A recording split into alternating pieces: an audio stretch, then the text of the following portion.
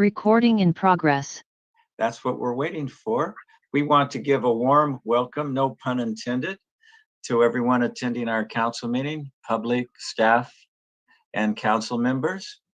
Beautiful warm day in Monterey. We're at about 85 up here in our driveway, and our sunroom is 105 degrees.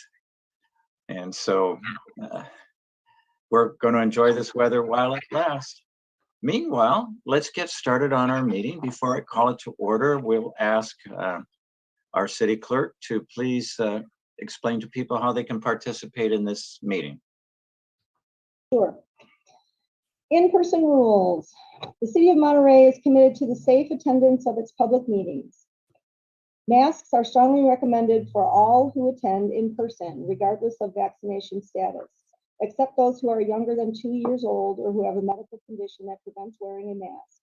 Attendees in the council chamber, please keep phones and devices muted to prevent audio interference. There are 2 ways to virtually participate in today's meeting. You may join the Zoom app on your computer or mobile device, and you can also call in to the Zoom meeting. To join the meeting on Zoom on your computer, smartphone, or telephone, use the link or phone number on the agenda at isearchmonterey.org. An up-to-date version of the Zoom software must be used. To call in by telephone, dial toll-free 833-568-8864, then enter meeting ID 160-772-933#. And if prompted to enter a participant ID, press pound. Detailed instructions on using and updating Zoom are available at monterey.org/public-meeting. To make a public comment using the Zoom app, you can virtually raise your hand by pressing the raise hand button on the top of your screen. If you dialed in by phone, raise your hand by dialing *9 and then unmute yourself when called upon by dialing *6. You must do both. Public commenters will be muted until it is their turn to speak. I will call on each public speaker in the order of their hands raised. Please stay within the time limit established for today's meeting. A countdown timer will be shown on the screen. If you are connected live on Zoom, the timer is accurate with no delay. Today's meeting is also streamed live on the city's YouTube account at youtube.com/cityofmonterey with approximately 10-second delay, and on Comcast Channel 5 with up to a 90-second delay. As always, we look forward to receiving your public comment. Thank you very much for explaining that. And over the last couple of years that we have been doing online and hybrid meetings, I'm really pleased that the public has been able to figure this out and able to join us on multi-levels. So we'll call our meeting to order. We will note that all of the council members are here except for Council Member Alan Hoffa, who will be joining us this evening. So with our official call to order, our first item of business is public comments, which allows the public for a maximum of 3 minutes on any subject within the jurisdiction of the Monterey City Council, not on the agenda. If you'd like to speak to an agenda item, just wait and we'll be sure that you get that opportunity when the agenda item comes up. Also, I would suggest that you can reach the City of Monterey at suggest@monterey.org, suggest@monterey.org. And also, if you leave a contact with our staff, the amazing, knowledgeable, and likable staff will get back to you to help you with your concern, question, and whatever answer that you need. With that, let's see if we have anyone in the council chambers who wanted to do general public comments not on the agenda. Yes, we do. And we have at least one, perhaps 2. All right, welcome. Let us know who you are if you wish, and we would love to hear what you have to say. All right. Good afternoon, Mayor and council members. Tyler, nice to see you in person. I have to tell you, it's a little lonely here in the chambers without all of you, but I'm Janine Chickrott. I'm Managing Director of the Portola Hotel and Spa, and I wanted to let all of you in the community know that we're starting a new event. We're starting our First Fridays in Monterey. So July 1st, it's going to be a free event from 5 to 7. We've got our neighbors around the hotel that are all involved in some form or fashion. We've got some live music. Venture Gallery will be there with local artists. We're working on actually expanding our artist program, but even Crepes of Brittany will be open till 8 p.m. there for you, and they may live music. So we just want to encourage everybody to come downtown, and we really are creating this event as a community event. It's time for everybody to get back together, bring their children, and do something fun that's for free and enjoy. So just wanted to let you know about it. Thanks. Thank you. Crepes on me for you and Mayor Dave. Okay, and we have one more. Okay, good evening. I'm Eloise Shem, and I wanted to comment about the first and second reading about the police surveillance and military acquisition. And I know that I don't know if there's going to be a third reading or not, but the council did vote to sort of give the police department free rein to acquire those different technologies.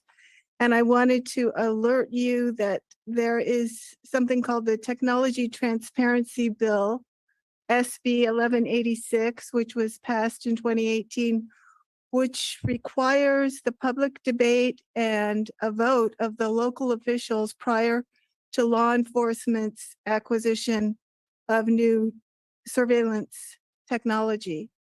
So that will keep any kind of biometrics or data collection from infringing on people's privacy rights. So I don't know if you're aware of that, but you should be aware of it. Okay, thank you. Thank you, Eloise. That was the whole point of the first and second reading and the elaborate report by our police department. And I know you were in attendance, so we want to assure you that our Monterey Police Department, which is seriously a role model of community policing throughout the nation, is following all the protocols and all of the laws. So thank you for bringing that to our attention again. I just want to reassure you that things are being handled correctly and transparently. Anyone else in the chamber? No one else here in council chambers to speak on. All right, who's online? Anyone? General comments? Yeah, we do have one caller online, attendee with the last 3 digits, phone number 204. It is your turn to speak.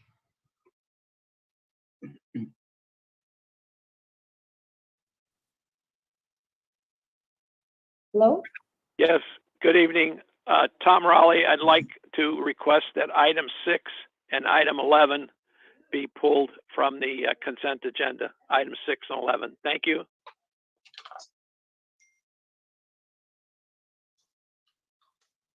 All right, we have heard that request from Mr. Raleigh. Item 6 and item 11, we will pull from consent. And I think he's finished, so we can hang up.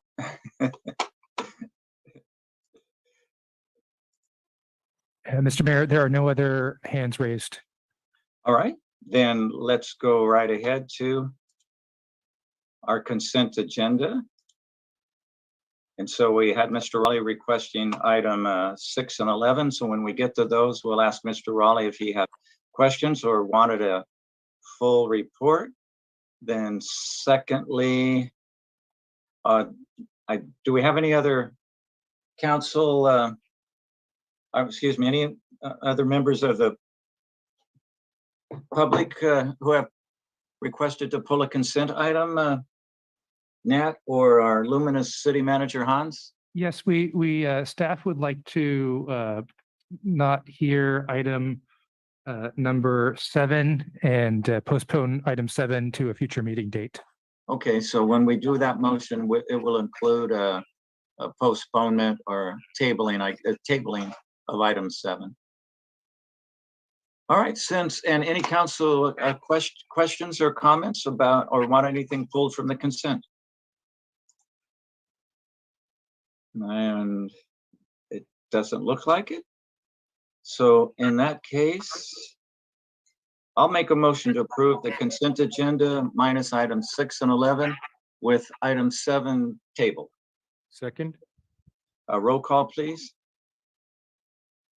Okay, roll call. Albert, Yes. Papa, Who he will not be, he's sorry about absent this afternoon. that. Smith, Yes. Williamson, Yes. and Roberson. Thank you. All right, let's go back to item 6 as requested by Mr. Raleigh. Why don't we have a brief presentation on item 6, and we'll open it to public input. Yes, thank you, Mr. Mayor. Let me try to summarize what we are doing. This is our annual master fee schedule update, in which we update various fees as outlined in the report. It includes library fees, cemetery fees, city clerk fees, harbor fees, and parking, where we created a new electric vehicle charging fee. The adjustments are made based mainly on CPI.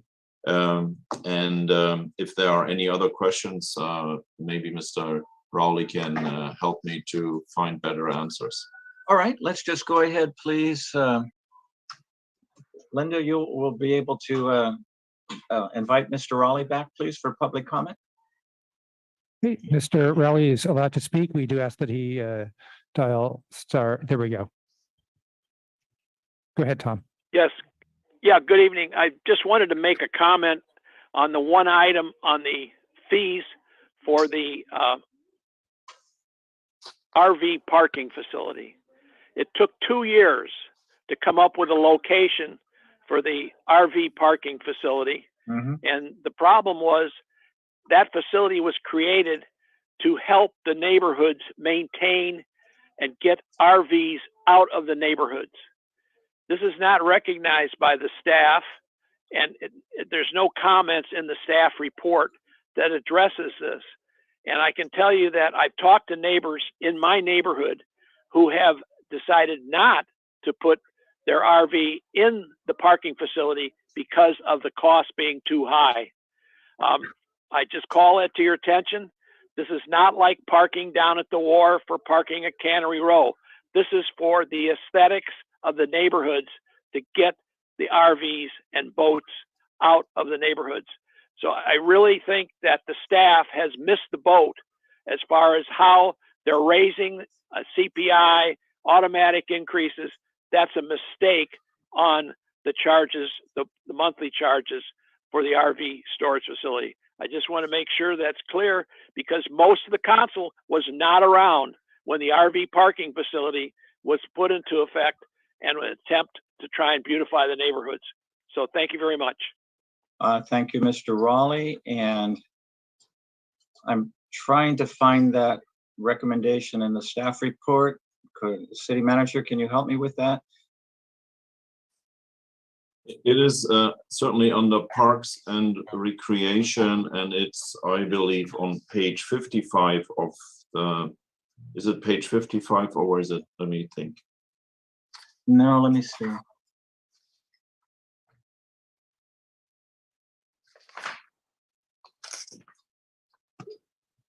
But before we maybe Ned or Karen can help us where that fee is in here. I'm not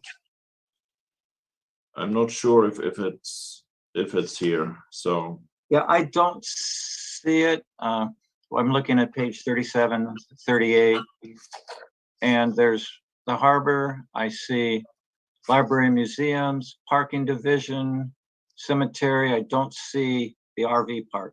yeah, I don't recall that it was part of that, but what Mr. Rowley was pointing out was a conversation that this council had about 4 years ago when Yes. we increased the rates.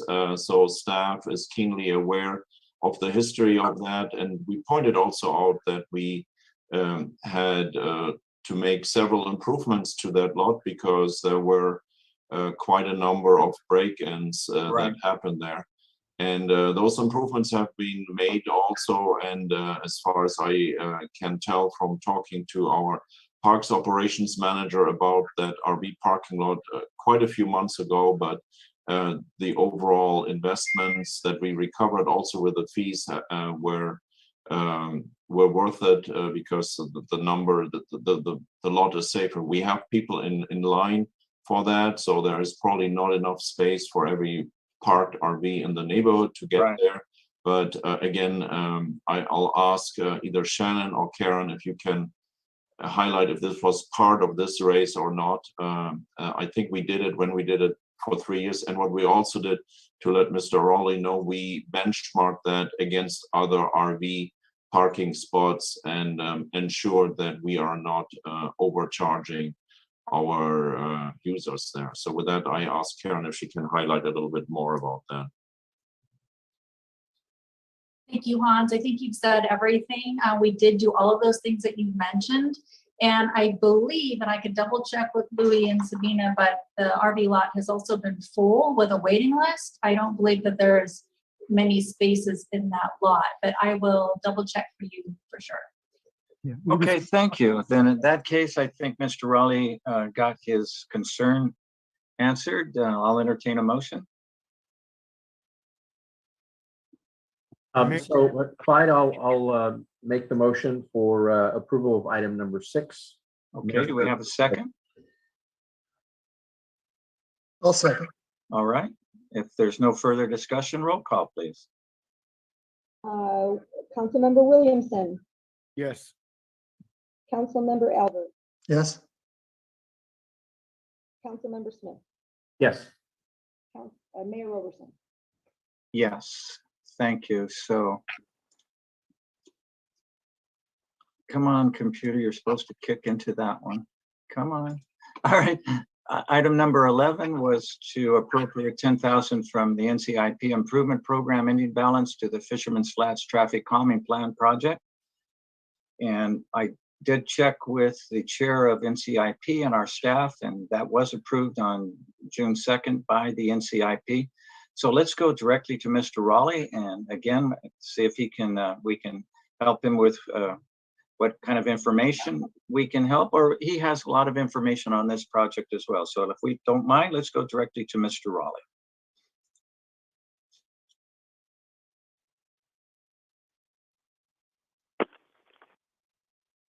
Yes, good evening again.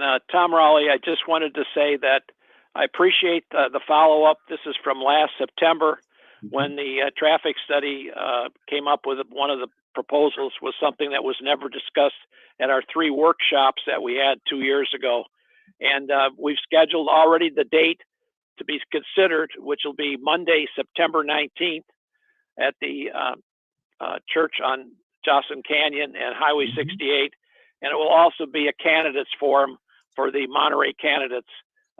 So that's a double whammy, candidates forum and a traffic calming to discuss this one item. So thank you very much for bringing this back, and hopefully we cleaned it up. So thanks for your effort on this particular issue. I really appreciate it. Thank you. You're welcome, Tom. We always appreciate you participating. Unless there's other public comment, I'll move to approve item 11. Do we have a second? Second. Roll call, please. Member Albert, Yes. Councilmember Smith, Yes. Councilmember Williamson, Yes. Mayor Roberson. Yes, it passes 4-0. All right, so end of our consent agenda. We're going to adjourn to our Ocean View Community Service District meeting.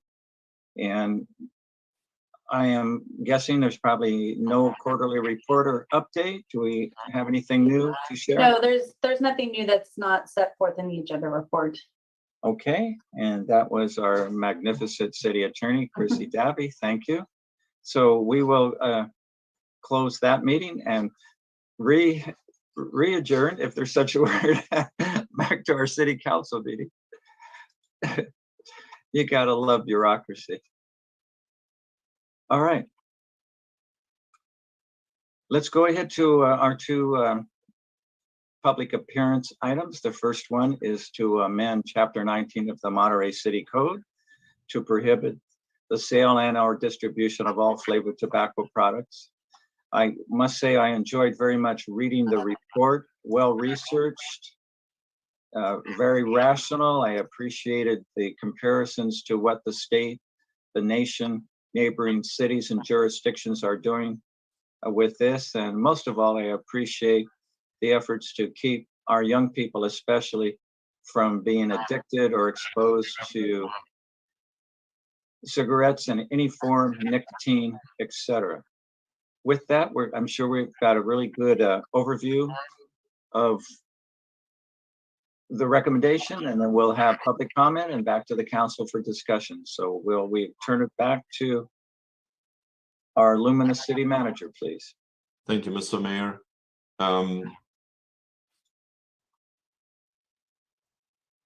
Sometimes when I meet with students, no matter where they come from, they ask me, how can we influence city policies? What does it take to be heard? Or how can we work on topics that are important for us? And I always try to tell them the various ways that you can connect with City Hall and the various ways that awareness is being created by council members or by staff. And you know best, council, how many times certain things are initiated through interesting ways. And this background story for doing what we are doing today is a similar background story, because a parent connected with the mayor and myself a little less than a year ago and shared with us his and his wife's story about their 14, 15-year-old child or teenager living with them here in Monterey and experiencing a highly dependency on flavored tobacco and vape products. And it was one of those points that came across in a way that the mayor and I looked at that email and said, well, that is very a very how do I say it? This is that's an email that really hit us in our hearts and also hit home in a way we understood the topic instantaneously when it was described to us from the perspective of that struggling parent with their son. So fast forward, it's now June 21st. The city then in fall last year, we started working on that, and we realized other cities were working on that as well, and other elements happens on the state level as well. So at that time, we brought on board Miss Brianna Kennedy, who will give us the presentation, but who is also the leading staff member on this topic. Brianna is an intern from Middlebury. She's a graduate student there. And we specifically got her on board to help us create an additional resource to get this ordinance in front of you, the City Council. So a lot of work has been done on all of that.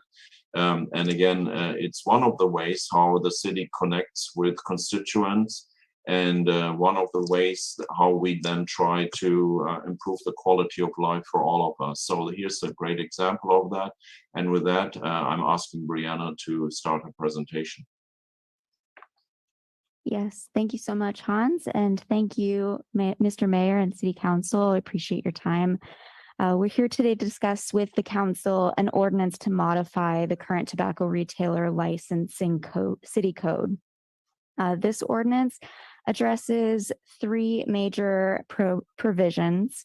It would ban the sale of all flavored tobacco products, including menthol cigarettes. It banned the sale of all flavored e-cigarette or vape products, which may include substances other than tobacco or nicotine. And it would also ban the sale of all single-use disposable e-cigarette products, regardless of the substance or flavoring. So our primary motivation for developing this ordinance was to protect underage populations from harmful substances. In 2018, the U.S. Surgeon General declared e-cigarette usage by youth in the United States an epidemic. We can see from this graph that e-cigarettes overtook traditional cigarette use in 2014 and have steadily risen throughout the past decade nationwide. According to the California Student Tobacco Survey conducted from 2019 to 2020, e-cigarettes are the most commonly used tobacco product among California middle and high school students. And flavored products are the draw for the vast majority of users, with over 96% indicating that they use flavored e-cigarette products, which are also known as vapes. These products have been proven to have adverse health effects on youth. The e-liquid used in e-cigarettes typically contain nicotine or cannabis, which impede healthy brain development and encourage addiction, as well as other harmful chemicals. This ordinance also aims to protect Monterey's unique natural environment from these chemicals and other hazardous waste derived from the components of e-cigarettes, like lithium-ion batteries, particularly products intended to be used once and then discarded into the environment. We believe the city's efforts will be successful based on the results of previous legislation. There was a 43% decrease in the use of flavored cigarettes by youth when those were banned by the FDA in 2009. Early studies of the flavored tobacco and e-cigarette ban that took place in San Francisco starting in 2019 also show a decrease in availability and use of prohibited products, as well as tobacco products overall. So there was about a 25% reduction just in regular tobacco sales, in addition to the 96% reduction in flavored tobacco.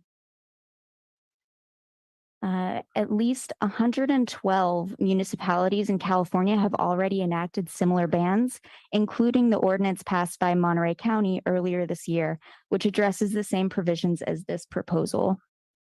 The state of California passed SB 793 in 2020, banning the sale of flavored tobacco with few exemptions, which is now pending a referendum vote in November of 2022. Enforcement of this ordinance will not directly apply to Monterey's residents. This is a ban on the sale, but not the use of these products. The only potential foreseen impact on the public will be loss in tax revenue from these products.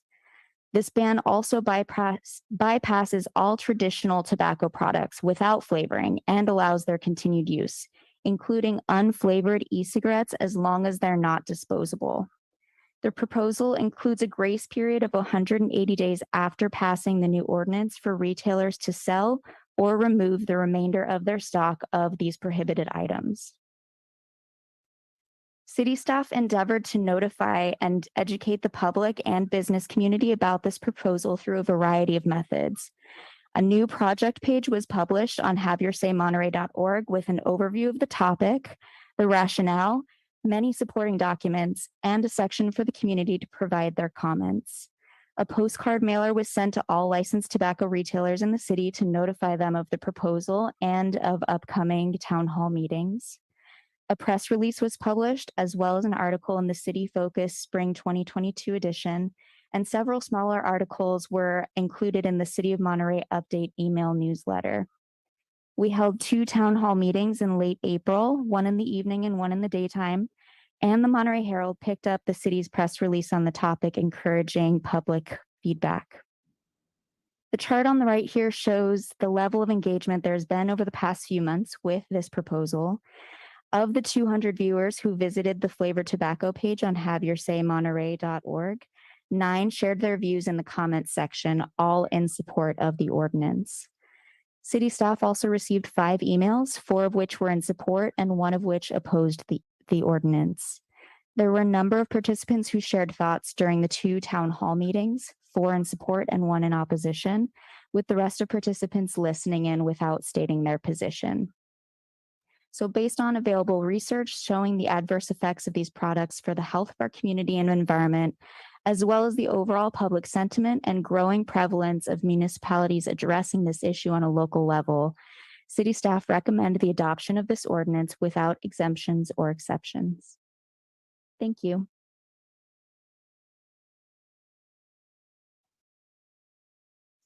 Thank you, Brown. As I said earlier, it was a magnificent report, well documented, very nicely presented. Thank you so much. Do we have any council questions at this point?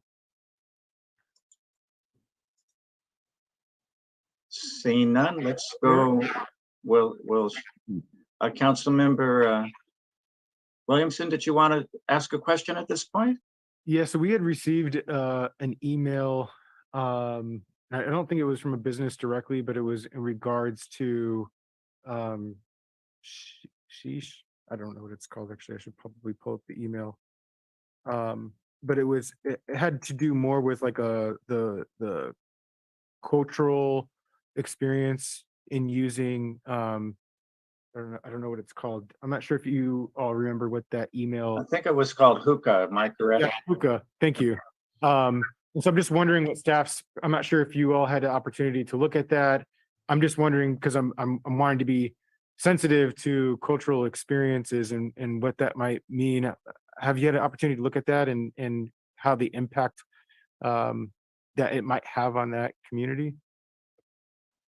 That's a great question. We didn't dig into the cultural research on that particular item. We did provide information and opportunities for businesses who sell hookah and provide that experience to give us feedback on the proposed ordinance. I do know that in the state of California, SB 793, they did make an exemption for hookah lounges.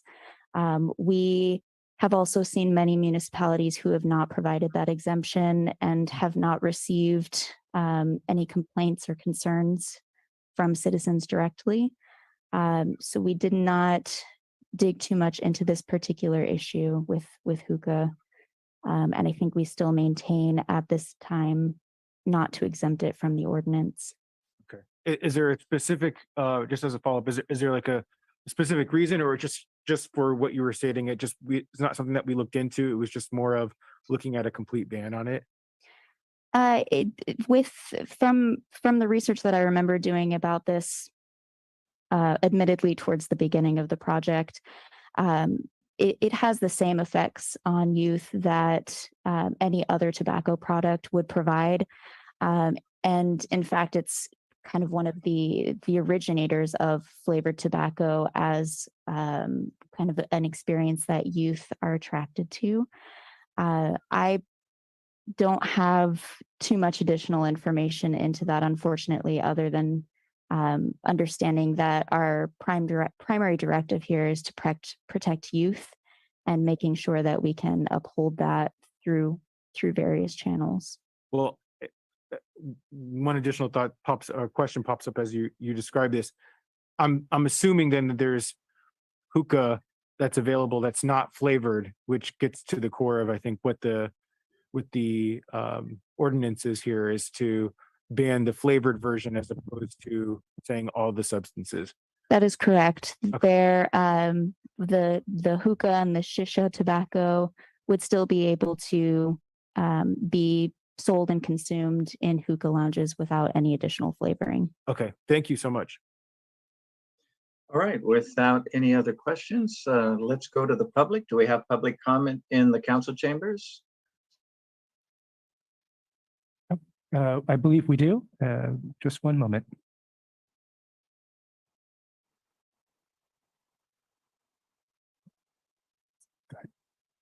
Go ahead. Can I, Yes. can I keep it on to talk? Okay, Yes. can you? Perfect. Hi, good afternoon, council, staff, mayor. Michelle House, Monterey County Health Department. I serve as the direct supervisor over the Monterey County Tobacco Control Program. And I just would like to say we applaud your efforts in protecting young people and providing a ban on all flavored tobacco products, including menthol, and that you are also protecting your environment by including e-cigarettes. You are in many ways mimicking the ordinance that we passed several months ago. And we would just like to say we are here to support you. We are here to help in your educational efforts. And as this ordinance moves forward, if you need anything from the health department, please do not hesitate to reach out. Thank you for your time. Thank you, Michelle. You have been very helpful. The county health department in general, and you specifically, helpful in helping us to create this ordinance. So we appreciate your partnership. And anyone, oh, okay, someone else at council, welcome. Hello, thank you, Mr. Mayor and council members of staff. My name is Kendra Howell. I'm with Salinas Valley Memorial Healthcare System and also a policy lead for our Blue Zones Project Monterey County. I echo Ms. House in thanking you and applauding you for this consideration. As you stated, the Board of Supervisors did approve this a few months ago, and you are setting an example by, I think, leading then other communities to do the same. It's really will be most effective when every jurisdiction in Monterey County passes this ordinance. So again, thank you so much, and we really applaud your efforts. Thank you. Thank you for your support. And we have one more, Mr. Mayor. Yes, Chambers. welcome. Hello. Good afternoon, Mayor and council members. My name is Ashley Whaley. I work at Sun Street Centers over here in Seaside. I would like to speak on behalf of our youth group, our volunteer group STEPS, the Safe Teens Empowerment Project. Unfortunately, they were not able to attend tonight, but they did write a letter that was read at the Seaside City Council last week. So I would like to read that to you guys today. So yeah, as I said, the Safe Teens Empowerment Project is a program of Sun Street Centers. Our goal is to prevent drug and alcohol usage among minors, reduce alcohol-related traffic fatalities, along with providing peer-to-peer education within our community. We would like to share our stance on this matter by supporting the ban of flavored tobacco products in the city of Monterey. From our youth point of view, we have noticed an increase in the use of teens and adolescents, and we believe it is due to the appealing flavors. The sale of flavored tobacco products can increase teen use due to its easy access. It is so easy to access that we are seeing our classmates smoking it in the bathrooms, at bathroom stalls at our school, in class, in the hallways.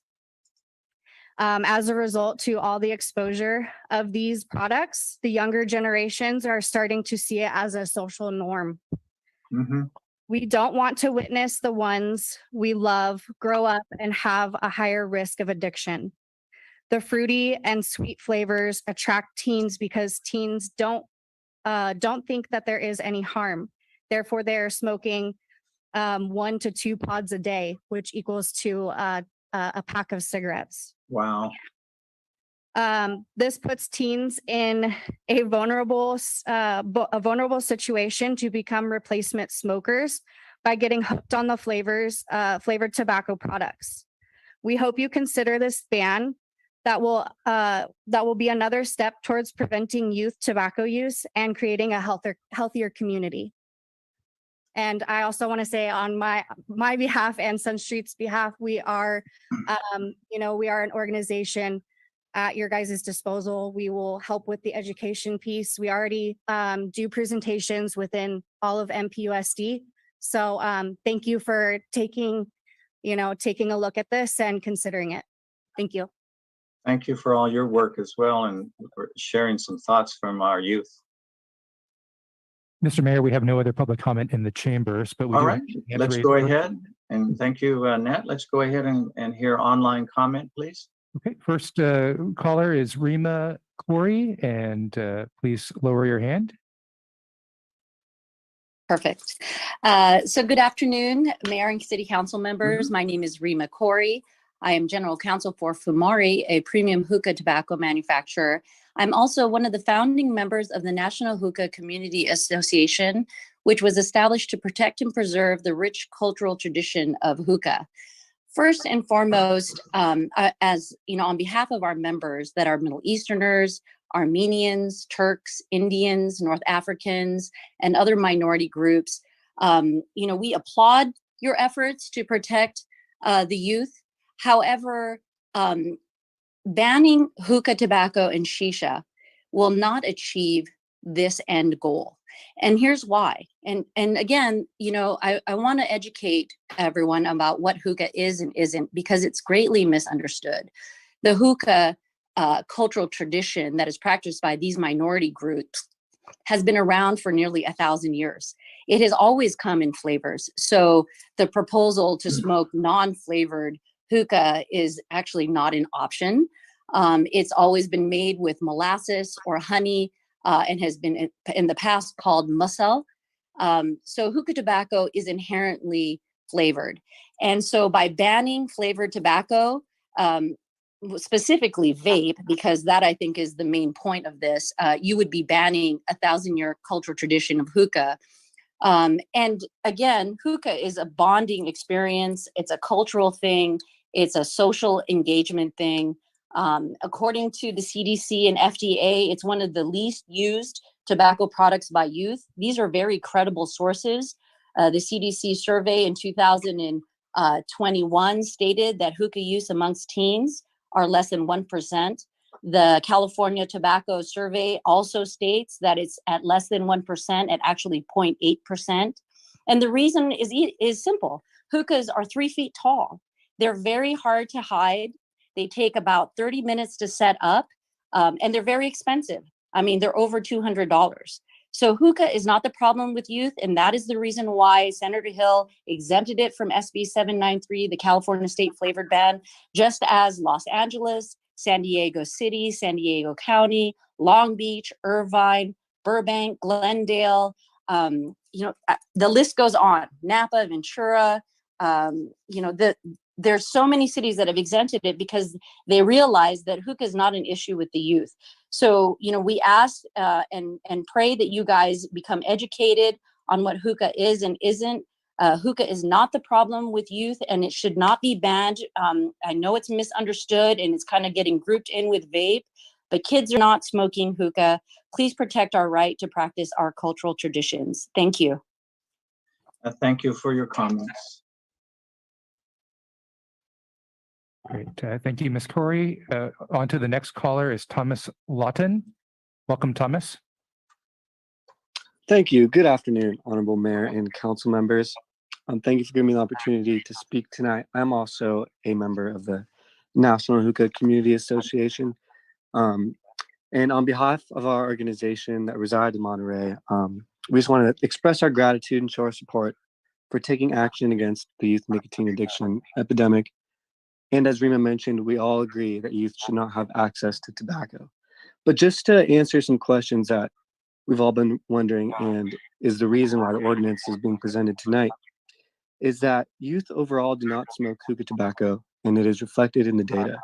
I have sent emails about the FDA and CDC reports showing that hookah use amongst our youth is less than 1% nationally. So therefore, banning hookah would only serve to ban a cultural tradition practiced by adults in many minority communities, ranging from Armenians, Persians, Middle Easterners, Turks, North Africans, and Indians. And so hookah, just so you're aware, beginning in 16th century India, was available only to royals and high-level diplomats, but then evolved to 17th century Persia, to 18th century Turkey, 19th century Egypt, Israel, Armenia, and Pakistan, finally reaching the United States in the late 1800s, where immigrants from these countries settled in American cities like San Francisco and Los Angeles. It is a symbol of respect, hospitality, and social engagement in many communities. It is an integral part of social life in these communities, just as other cultures might include drinking coffee in a cafe or beer at a barbecue. Another 2018 FDA study showed almost 90% of Americans who use hookah do so no more than once per month. By comparison, the average American cigarette smoker smokes 14 cigarettes per day, and vapers can, of course, vape compulsively around the clock. So for many of these minority communities, hookah offers a non-intoxicating fixture of social interaction. And so there is a way to achieve regulatory goals while balancing the interests of minority communities that practice hookah. States of California, Massachusetts, District of Columbia, and many cities, including San Luis Obispo, San Jose, Elk Grove, Walnut Creek, Napa, Sonoma, Rancho Cordova, just to name a few, are all recognizing and preserving the cultural significance of hookah. So please consider including this cultural hookah exemption, and thank you for your consideration. Thank you, Mr. Lawton. Great. Thank you, Mr. Lawton. And the next caller is Neve. If you could please unmute yourself.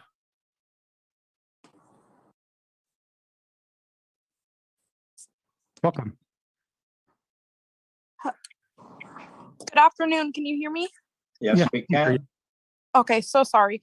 My name is Neve, and I would like to first say that the tobacco component of hookah is pronounced shisha. I would like to invite the staff to put in an hour of real time to do real research on hookah instead of sweeping this issue under the rug. We clearly don't understand the cultural impact a flavor ban would have on the small Indian and Arab community here. Hookah has been around for thousands of years, and shisha has always been flavored. The arrogance staff had in claiming we can just smoke non-flavored shisha is ludicrous. We need to protect the youth while also working to take care of the issues with the vaping epidemic. We should not be targeting hookah when this hasn't been the issue and will never be the issue. Thank you to the council member who first spoke up on this issue today. You are asking the right questions, and we appreciate you for being open-minded to others' traditions and culture. Please exempt hookah just like the state has already done in SB 793. Thank you. Great. Thank you, Neve. On to our next caller is Sheila Fan. And Sheila, welcome. Thank you so much. Hello, Mayor and City Council members. My name is Sheila Fan, and I am a project coordinator here at Breathe California, a local nonprofit lung health organization. First, I wanted to applaud the city of Monterey for following the lead of so many other cities, neighboring cities, as well as the county that have implemented the ordinance to ban the sale of flavored tobacco. The use of flavored tobacco products within California has significantly increased among youth. Flavored products mask the harshness of tobacco and makes it more appealing to youth. Going into the production of all these youth-friendly flavors like candy and flavored like gummy bear. Of the kids who currently smoke, 80% of them said that they started with a flavored tobacco product. And that is the goal of the tobacco industry, to hook these youth at least one time. And it just takes that one time to make them lifelong users. And that is the tobacco industry's goal. Research suggests that the increased prevalence of flavors keeps them from being addicted alongside a product included in those products such as nicotine. A study shows that the FDA ban on flavored cigarettes caused a 43% decrease in smoking, and we can replicate that in Monterey by amending the city code to prohibit the sale of flavored tobacco products. And not only would this be a benefit for Monterey County or Monterey City youth and adults, but it will also keep Monterey being a leader in putting the community's health and safety first. Thank you so much. Thank you for your comments. Our next caller is Ann Wheelis. Welcome, Ann. Thank you. Good afternoon, Honorable Mayor Robertson and City Council members. I am Ann Wheelis. I'm a member of the California State Advocacy Committee of the American Heart Association and co-chair of Monterey County Collaborates, including the Monterey County Tobacco Control Coalition. We applaud you for the proposed update of your tobacco retail license ordinance. We are impressed by how you involved your community in the process with your town hall meetings. We encourage you to strengthen your existing ordinance by banning the sale of all flavored tobacco products, including flavored e-cigarettes. We also encourage you to ban single-use or non-refillable e-cigarette products. The city of Pacific Grove, where I live, banned the sale of flavored tobacco products effective July 2020. To demonstrate the effectiveness of such action, following is some data from the Pacific Grove Unified School District California Healthy Kids Survey, which was conducted in 2019-20 and repeated again in 2020-21. The 2020-2021 survey was conducted in the first year of the implementation of the ordinance. 7th, 9th, 11th, and non-traditional community school students were surveyed. The percentage of students reporting that they had ever smoked a whole cigarette or used a vaping device decreased for all grade levels. The percentage of students reporting daily use of either cigarettes or vaping devices decreased in grades 9, 11, and non-traditional settings. And an interesting note for other risk factors, the percentage of students reporting use of marijuana in vaping devices decreased in grades 9, 11, and non-traditional settings and remained the same for students in grade 7. The American Heart Association and the Tobacco Control Coalition urge you to end the sale of all flavored tobacco products without exemptions. And you would then join the over 110 or 11 or 12, the count keeps going up, of the cities and counties, including Pacific Grove, the County of Monterey, and the City of Los Angeles, who have acted to protect their young people by ending the sale of flavored tobacco products.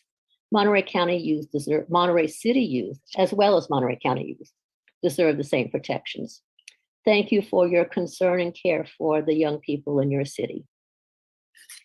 Thank you, Ann, for your comments. And our next caller is Jana Kay. Jana Kay, welcome. Hi, thank you for giving me a chance to speak here. I actually run one of the local hookah bars in Monterey, and I just wanted to comment on procedure and what we do to keep everybody at 21 and over, and that we do have no problem with youth coming in or trying to purchase or take part in any type of hookah of our experience that we offer. So I just wanted to put that out there, and I wanted to also comment on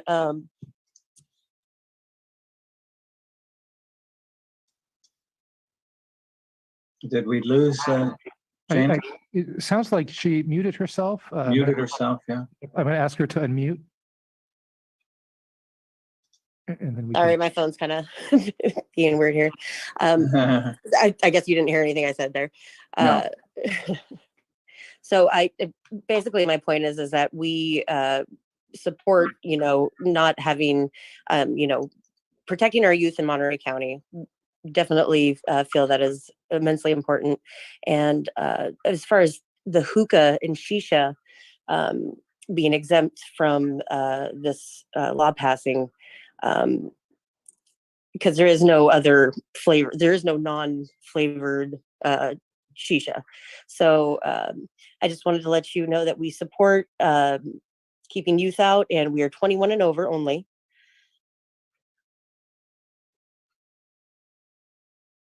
Okay, looks like we may have lost Jana again. She's not muted. Yeah, okay.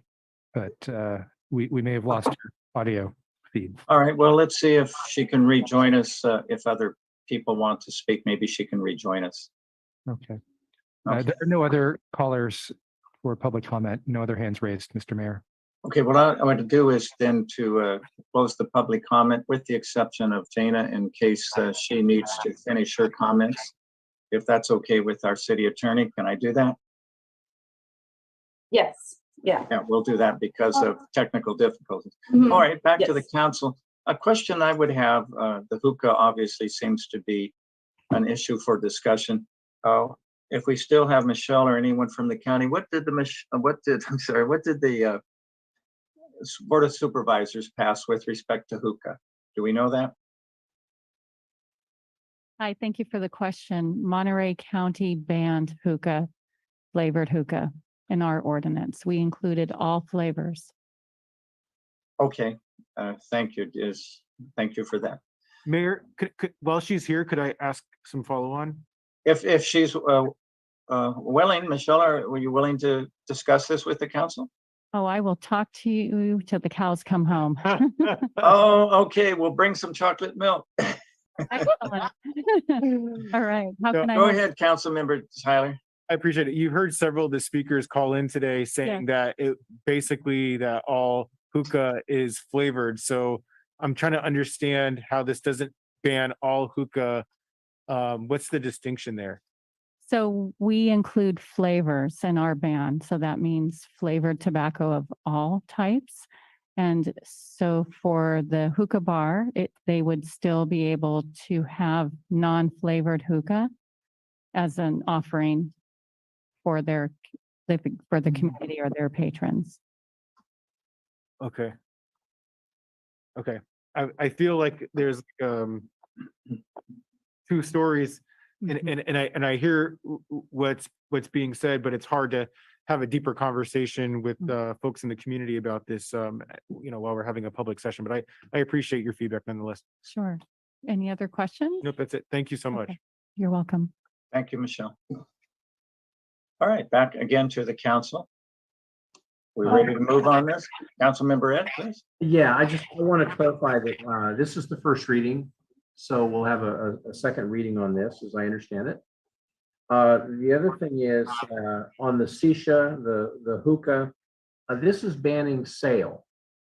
So I guess it's a question on the enforcement side. So if there's a hookah operated bar that's only for 21 years old, and the hookah is not sold, but is provided by the establishment, is that bypassing the ordinance? In other words, the owner provides it, the patron is not buying it. Would the patron be able to use and participate in their traditional use of shisha or hookah, as long as they did not purchase it? So, city attorney question. So this ordinance wouldn't regulate that type of conduct. I'd have to look to other laws on the books to evaluate that. Okay. So as I understand this ordinance it's addressing the sale, not the private use in a private home, a private gathering of users in any form of ethnic traditional use that they may choose. Correct. This is for the sale of the product only. Right. Okay, Mayor, that's the only comment I have. So Mayor, Councilmember Dan, please. Then I have a question. Bouncing off of Ed's comments, and I don't know because I don't use tobacco, but where in the city of Monterey do they sell the product that they use for hookah? Is there in any tobacco shop like downtown, or can you get it at grocery stores or convenience stores? Where do you actually buy the product? Because if it's not sold in our city, I don't understand. I think that's just a question I'd like to know. A good question. Do we know if it's currently being sold in the city of Monterey? I can attempt to respond to that. We do have one hookah lounge that provides the service of selling hookahs and then having those who come also remain in the lounge and experience it there. I think the intent was for that to be included in the ordinance, but I will say that it's not specifically addressed. I did not do research into other establishments that may sell hookah or shisha specifically and would need to look further into that. So the reason I bring that up is that there's private use at residents and homes. Where would they go down to a tobacco shop to purchase the product, or to use at home, not necessarily in a bar? I just would, I don't know if that's meaningful or anything, but just wondered. No, that's a really wonderful question. I do know that a lot of tobacco sales have started to move online, particularly with the pandemic, and that may be a source, but I would need to look into the local retailers to better answer your question. So the reason I bring that up is that if it is sold at local tobacco shops, and that means that the city of Monterey residents that are involved in this ritual have to go out of the city of Monterey to buy their tobaccos, whether it's in Seaside or Marina or whoever will sell it. I was just wondering if it's inconvenience or whatever. And Dan, I'm looking online and I'm seeing a plethora of sites that sell websites for shisha tobacco brands. So I imagine if you had your choice and you were an adult and you wanted to go to a hookah experience, if you purchased it outside of the city, we're not going to deny the access to them. They'd still have access to be able to use. So I guess it's just a question when we come back for the second reading, if we want to do some additional research on that element. But I don't see this as prohibiting the current one site that we have to be able to operate around the new ordinance. But I'm open to have somebody explain that to me how it does. Just before we go a moment further, we have Jana, who got cut off during her public comment. She will be the only one allowed to speak under public comment since I've closed that. So if Jana, you've got about a minute to finish up your comments, if you're with us again. Okay, we will allow Jana to speak. Okay, hi. Can you hear me? Yes, we can. Okay, great. Thank you. Thank you for letting me get back on here. Just in part of the discussion you were just having. So that would be one of my questions as well, is providing a service using product. Is that going to be part of the ban? And as far as us being able to sell small amounts of the shisha for our patrons to take home as well, because our tobacco license at this point in time does allow us to do that. So just wondering how that would work, and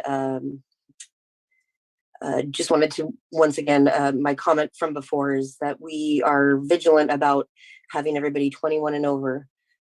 We don't, put anything out in our windows or advertise or make it look glamorous or try to, be associated with any type of use or, be condoning tobacco use. This is more of a community of hookah users, cultural, and also, people that have never tried hookah but are of age, and I believe mostly have more than a right to try something like this. And it's more of a community kind of social experience, more than just about smoking tobacco. So I'm sorry. Hey, thank you, Jana. Thank you. All right. Again, since I had closed the public comment, except for Jana, because we had a technology problem, we'll bring it back to the council.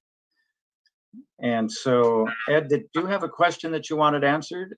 No, I think it's been answered, and I'm comfortable. If it's okay with you, I'll make a motion to. Go ahead.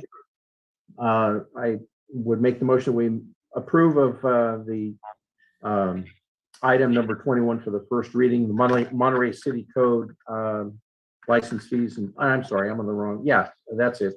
Number 21. Forgive me, license fees and changes to prohibit the sale and or distribution of flavored tobacco products as it is proposed by the city staff. I'll second. Okay, we have a motion and a second. And under discussion, as you all know, I'm part of a teacher family. My mother, interestingly enough, was an elementary school teacher. Her two sisters, her brother, and I don't think I had any other choice. It's in the DNA. I was an elementary school teacher. Likewise, my children, grown-up children, and have had direct experience, even on the elementary school level, with this pandemic. And so we're looking at middle school children and the pandemic with respect to flavored tobacco. I'm sorry to tell you, this is happening at our elementary schools as well. Because as pointed out in the excellent staff report, it's social, it's a form of rebellion and so on. So this epidemic is reaching younger and younger children. So whatever that we can do as a community, as a city, to put a stop to it, I'm absolutely for it 100%. I totally support this recommendation. Mayor, if I may. Yes, please, Councilmember Tyler. So I'm just hoping that we could have staff come back with some additional information for the second reading, just so that we're clear in regards to what we're doing, because I'm hearing two different things from staff in regards to the lounges being included in this. And then I think just having some additional information in regards to the complete ban on hookah or not, I think having just some additional clarity would be helpful. But besides that, I seconded the motion. I support this full-heartedly. One of the things in the staff report that's just jaw-dropping and not unexpected, though, is to see something along the lines of $20 million being put in by the tobacco industry that's basically leading this campaign to prevent the state from moving forward with the direction that we're trying to take here. And it's just so crazy to see how much money they're willing to throw at this at the expense of the health of children. It's disgusting. So I'm proud to be on the council here and support us moving forward with this. And just another fact that was also surprising in this is to see not only are we seeing an uptick in use, but it seems like it was higher than it was before, because it seems like it's more accessible and it's easier to use, and the flavors create this opportunity for folks to think that it's not as harmful. So I'm so appreciative of staff bringing this forward and glad to support this today. Thank you. Any more discussion? Roll call, please. Yes, Councilmember Albert, Yes. Councilmember Smith, Yes. Councilmember Williamson, Yes. and Mayor Livingston. Yes, that passes 4-0. And so we have one other item for our afternoon. As I look at the adopting the automated license plate recognition policy for the use and parking operations. And let's make sure that is an afternoon issue. It is. Yes, thank you. I've got so many screens open. It's interesting. May you live in interesting times. All right, so let's go ahead and have a presentation by our staff once again. Yeah, thank you, Mr. Mayor. And surprisingly, I will hand it over to Steve Whittrey, our Public Works Director. Thank you, Hans. I appreciate that. And that's the last council meeting that I'll be attending for Monterey, and I really appreciate all of you've done for me. And as my last moment on this thing, I'm going to hand it off to our wonderful parking superintendent, Christy Stepp. Thank you and good afternoon, Mayor and members of the council. My name is Christy Steffi and I'm the parking superintendent. And I have a brief presentation I'd like to share with you about the automated license plate reader technology, how it works, and how the policy which governs the data collected with the technology. And then I see the presentation on there, so I'm ready for the next slide. All right, and so ALPR, what is it? So to start off, automated license plate reader technology uses mounted infrared cameras to take images of license plates as they pass through the camera's field of view. It utilizes optical character recognition to transform the image of the plate into alphanumeric characters. The data collected through the ALPR consists of images of license plate, geographical coordinates of where the image was captured, and the date and time of the image. The data captured by the ALPR unit itself is completely anonymous, and there is no personally identifiable information contained in an ALPR record. I am ready for the next slide. All right, so ALPR, how it works. The technology replaces the manual task of chalking tires, which requires an enforcement officer to manually chalk the tires of all parked vehicles on their assigned route. After the posted time limit, the officer will return and determine which vehicles are in violation. The use of the ALPR technology automates this task for the enforcement officers. License plates are scanned with the license plate reader as the officer passes by in the scooter. If the same plate is scanned more than once beyond the time limit, the officer will then be prompted to issue a violation to the parker. Ready for the next slide? All right, and so the ALPR technology has been in use in the parking division since 2001 and is an effective tool that improves the efficiency of the enforcement officer. To ensure compliance with city data retention standards, as well as Senate Bill 34, which governs the use and privacy of the ALPR system, staff has prepared a comprehensive use policy. The policy outlines the city's appropriate use, maintenance, collection, security, and retention of all the digital data obtained and used in the ALPR technology. Next slide. All right, and just for reference, this is an enforcement scooter, and the license plate reader cameras would be mounted to the top left and right corner, along with the rear camera on the right side of the scooter. The image on the right side is an example of an image that is captured by the license plate reader camera as it's passing by. And next slide. And then, so with that, that wraps up the overview of the system, and I'm open for questions. And I also have Russell Robertson here with me as a representative with Diligent, who is our vendor, and he can answer any technical questions about the system and how it works. Good. Thank you, Christy. Thank you, Steve. You're making your last appearance with us short and sweet. Good job. If you've learned nothing else in the city of Monterey, it's how to punt to a good staff. Do we have questions for the council? The only question I have, Mayor, is to chew out Steve on his last day, not wearing a Hawaiian shirt. Yay. But we'll forgive him. I could pan down to my shorts if you'd like. No, stop there. Thank you, Steve, and thank you, Christy. Mayor, just one comment. Through the staff work, one of the questions I did find the answer was the retention policy. So I'm familiar with the technology and the industry of having this data available. So the retention policy is in what I would expect to be normal policy range. So I appreciate that. And I didn't have any other questions. I support it. I think it's a good move to go into more technology to streamline our services in the parking lots. Okay, thank you. Councilmember Dan, question? Christy, thank you very much for this presentation. Steve, it looks like you're already relaxed and having fun already. I have a question about, is this the same type of technology when you go over bridge tolls? Same type of idea? Same type of concept? So we've all, it's been around for a long time that I remember. So everybody's pretty much used to it, I would assume. Yes, absolutely. Okay, thank you. All right. Let's, no other questions at this point. We'll take it out to the public. Anyone in the council chambers wanted to comment on this? Councilmember Williamson would like to. Oh, you had a question? Sorry, we're doing the best we can under hybrids. Okay. Councilmember Tyler, a question. I need to do more one of these, I guess. It's hard to see. My question is in regards to the retention. Obviously, this issue is coming up because of the concern around privacy. And I see in the policy that if it's non-evidentiary, that there's a retention period of 90 days.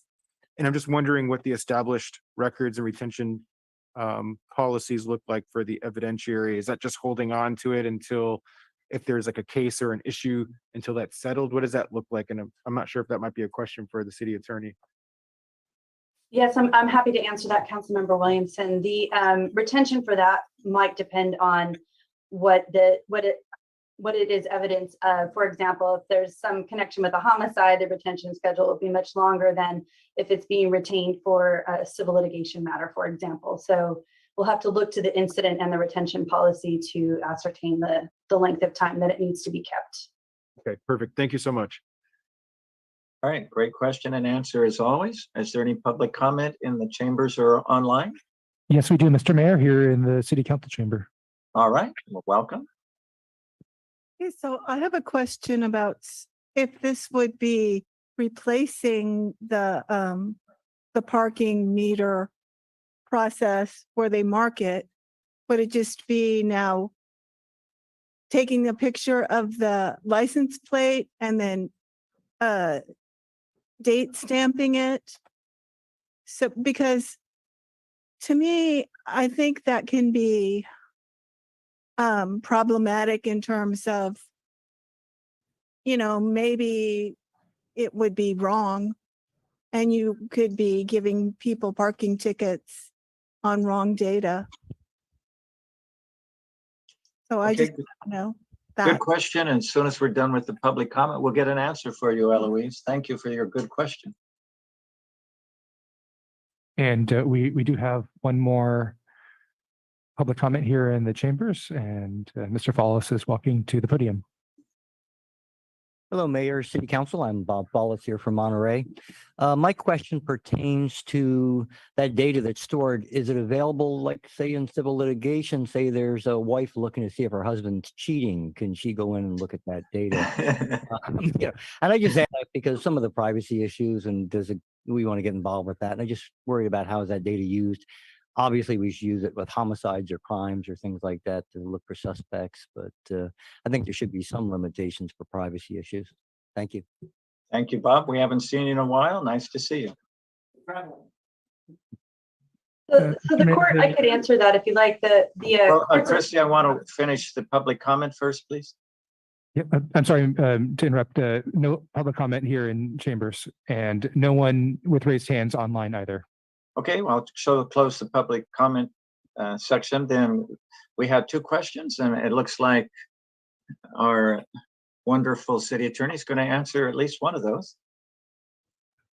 I can answer the Public Record Act question. And the courts have decided, the Supreme Court of California decided that the privacy interests of individuals whose plates might be photographed outweighs the public interest in disclosure under the Public Records Act. And that's why we have a short retention schedule for non-evidentiary data.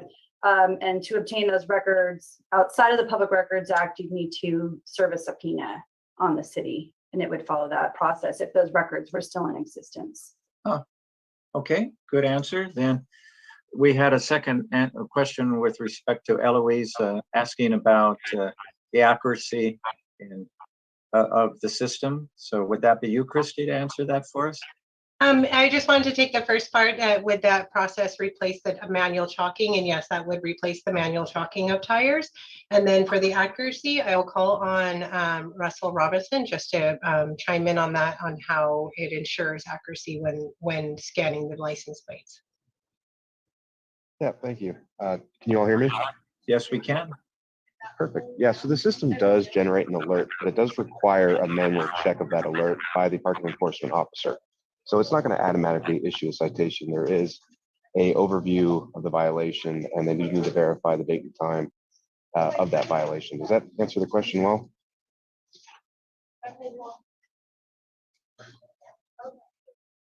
That's good. I think we're okay. All right. And I apologize for no video. I'm currently in an airport. All right. I think that answered the questions that I heard. Right? Okay. Mayor, can I move to approve? Absolutely. Second. Roll call, please. Yes, Councilmember Williamson, Yes. Councilmember Smith, Yes. Councilmember Albert, Yes. and Mayor Roberson. Yes, that's a 4-0 vote then. And sorry, I'm going to just check very quickly before we adjourn if that'll be the day. And so we're finished with our regular meeting. Normally we would adjourn to closed session, but quite honestly, I don't see us being able to go to closed session in 10 minutes. And as we are scheduling, I believe that's been publicly noticed, a closed session meeting starting tomorrow afternoon, Wednesday at 6 o'clock. I think that's been officially noticed, right? Yes. Yes. So in that case, sorry. Adjourn this meeting and we will come back at 7 o'clock.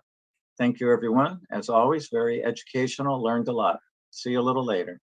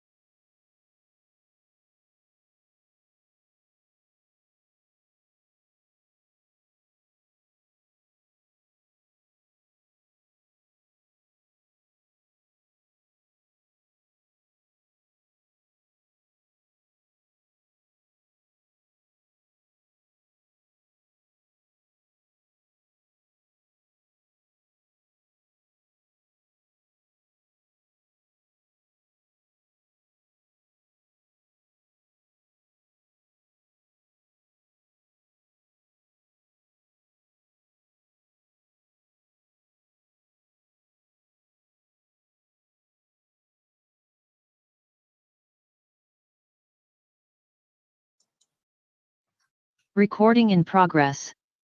Okay, we were waiting for the magic words. So we want to welcome everyone back to our council meeting after a brief recess. Before we begin, and I call everything to order, I'm going to ask our notable Assistant City Clerk to read and share how people can participate in this meeting. So Linda, it's yours.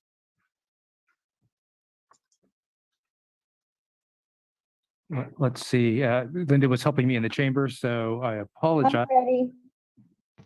Go for it. Ready, okay. In-person rules. The city of Monterey is committed to the safe attendance of its public meetings. Masks are strongly recommended for those who attend in person, regardless of vaccination status, except for those who are younger than 2 years old or who have a medical condition that prevents wearing a mask. Attendees in the council chambers, please keep phones and devices muted to prevent audio interference. There are 2 ways to virtually participate in today's meeting. You may join the Zoom app on your computer or mobile device, and you can also call in to the Zoom meeting. To join the meeting on Zoom on your computer, smartphone, or telephone, use the link or phone number on the agenda at isearchmonterey.org. An up-to-date version of the Zoom software must be used. To call in by telephone, dial toll-free 833-568-8864. Then enter meeting ID 160-772-9333 pound. And if prompted to enter a participant ID, press pound. Detailed instructions on using and updating Zoom are available at monterey.org/public-meetings. To make a public comment using the Zoom app, you can virtually raise your hand by pressing the raise hand button at the bottom of your screen. If you dialed in by phone, raise your hand by dialing *9 and then unmute yourself when called upon by dialing *6. You must do both. Public commenters will be muted until it is their turn to speak. We will call on each public speaker in the order of their hands raised. Please stay within the time limit established for today's meeting. A countdown timer will be shown on screen. If you are connected live on Zoom, the timer is accurate with no delay. Today's meeting is also streamed live on the city's YouTube account at youtube.com/City of Monterey with approximately 10 seconds delay, and on Comcast Channel 25 with an up to 90 seconds delay. As always, we look forward to receiving your public comments.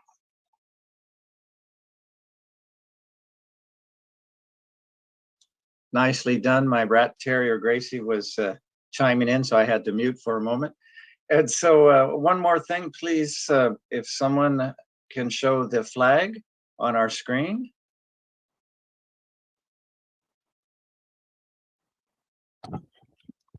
I'm not sure, Linda, if you have that queued up. If not, we can perhaps have the flag in the council chambers be shown, which actually is on screen now. Yes, all right. So we do have the flag in the council chambers, which is on screen. So I invite everyone who is able to stand to join me for the Pledge of Allegiance. I pledge allegiance to the flag of the United States and to the republic for which it stands, one nation, under God, indivisible, with liberty and justice for all.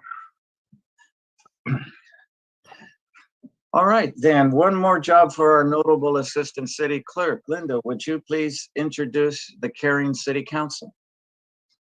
Yes, we have Councilmember Dan Albert. Here.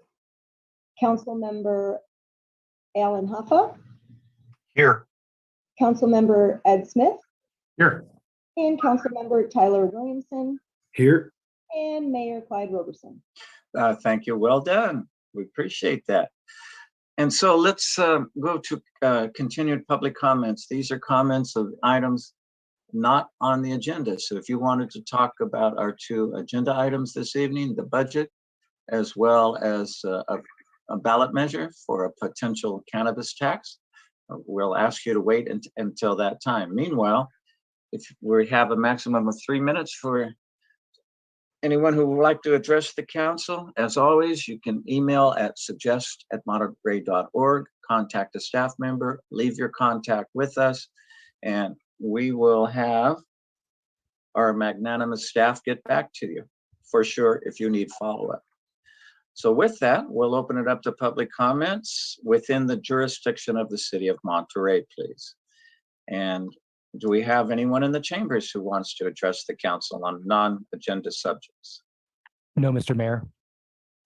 Oh, actually, we do. We have someone, Eloise, who spoke during public comment earlier. Yes, and I'm sorry, my bad for not reminding everyone that you only get one shot, either afternoon or evening, not both under public comment. Okay. Aside from Eloise, no, we do not have anyone here in. And online, please. Oh, you have. Yep, you can actually change of mind. There are a few folks who are interested in speaking on items not on the agenda. Okay, please feel free to come up to the podium. All right, back to the chambers.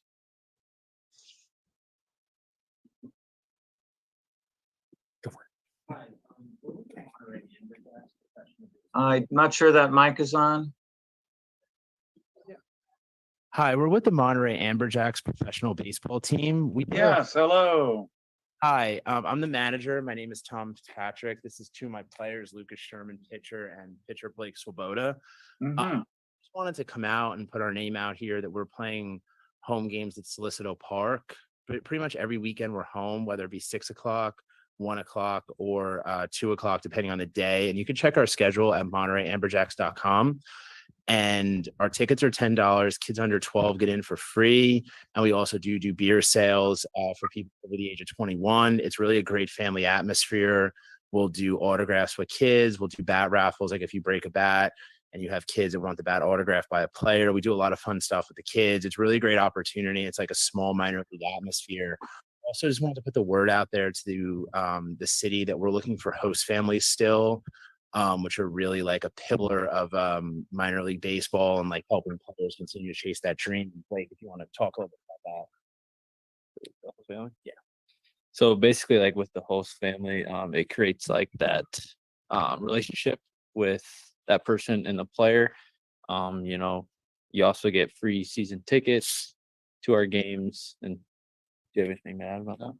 It's free season tickets to the games. Also, if you do have kids, having someone around who plays professional baseball. I've had a host family for a couple of years in pro ball and also played college summer baseball. It's really a great opportunity, like to build a bond, like Blake said, but also like if you have kids, to have somebody, you know, who's older, kind of like a big brother, big sister, mentorship opportunity. So if anyone's looking to be a host parent for the Monterey Amberjacks, you can reach me by phone number at 908-414-0244. Call or text, and hopefully get the ball rolling on that if that's something that you're looking to do. And it's really like, you know, involvement. We're here from the summer through August playing our season. Yeah, anything else you want to add? Okay. Thank you so much. All the best on your season. Okay. Mr. Mayor, I do not believe there are any other members of the public who are looking to speak on items not on today's agenda. And nobody online? And no one with raised hands online. All right. With that, we'll all want to support our Amberjacks. No announcements from closed session because we did not have one. We expect to have 2 items after this, the public part of the hearing later in closed session. So let's go right ahead into public appearance. And the first item is to adopt the 2022-23 operating budget. And I'm not going to get into an elaborate introduction as I do at times, but we just spent 4 hours of our last city council meeting discussing this, reviewing it, and we've had other meetings beforehand because the budget doesn't suddenly appear in mid-June for adoption.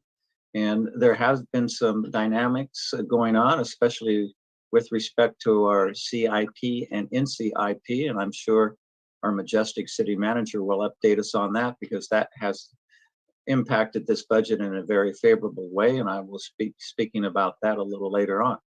Then when we open it to the public, We do receive your emails. It is my policy and the city's policy to put the emails in the public record, which are accessible at the city clerk, and they are distributed to the staff as well as the city council. So if you're wondering if your emails are read and distributed, they are. And we've heard from several people with respect to this budget. So with that, without any more ado, let's turn it over to Hans Uslar, our city manager. Yeah, good evening, Mayor and Council Member. Thank you so much for allowing me to present to you tonight again our operating budget. And as the Mayor stated, there has been some development, and I want to share this with you as well. My presentation today, I can assure you, for those who are in the audience waiting to speak, will be not as long as it was 2 weeks ago. Next slide. Hang on. You don't want to disappoint us right off the bat, do you? No, that comes later, Mr. Mayor. Very good. So here's what we will cover tonight. I will give you a general overview over the budget for the city, and I'll provide you with an update from June 7th, the feedback there and the task that you gave us. And then our finance director will share with you the budget details as we hope to pass the resolution tonight. This is a slide that I didn't have the last time, but basically I wanted to share with you and with the public also that one of the objectives for the city of Monterey is also to be good fiscal stewards and to ensure that our fiscal policies are sound and that we ensure that we can address not just immediate planning goals, but also long-term planning goals, that we are very transparent of what we want to do, and that we also still work through community partnerships. And I think this budget that we are presenting tonight is anchored also in this vision of the City Council of Monterey. I put up those three buckets here. They are not really proportionate, but what I wanted to share with you is a different perspective, what we did when we started in 2018 with the Fiscal Health Response Plan. We knew we had to do something. We started that process. We were pretty much trimmed back in a very harsh way during the pandemic, which impacted us. And again, I will spare you the slide that I showed at least 4 times so far with respect how hard the city of Monterey was hit. And we started seeing an economic recovery in 2021, and the city budget is reflective of that economic recovery, as you saw in the numbers we presented to you in May and also in June. What we have done so far following our fiscal health response plan guidance, we passed tax measures, we updated our fees. Just today, again, we updated the master fee schedule by the CPIs. We reduced our expenses where we could in personnel, in operations, in program expenses. And we also negotiated labor contracts during that time that ensured also that those contracts were fiscally responsible plans for our employees.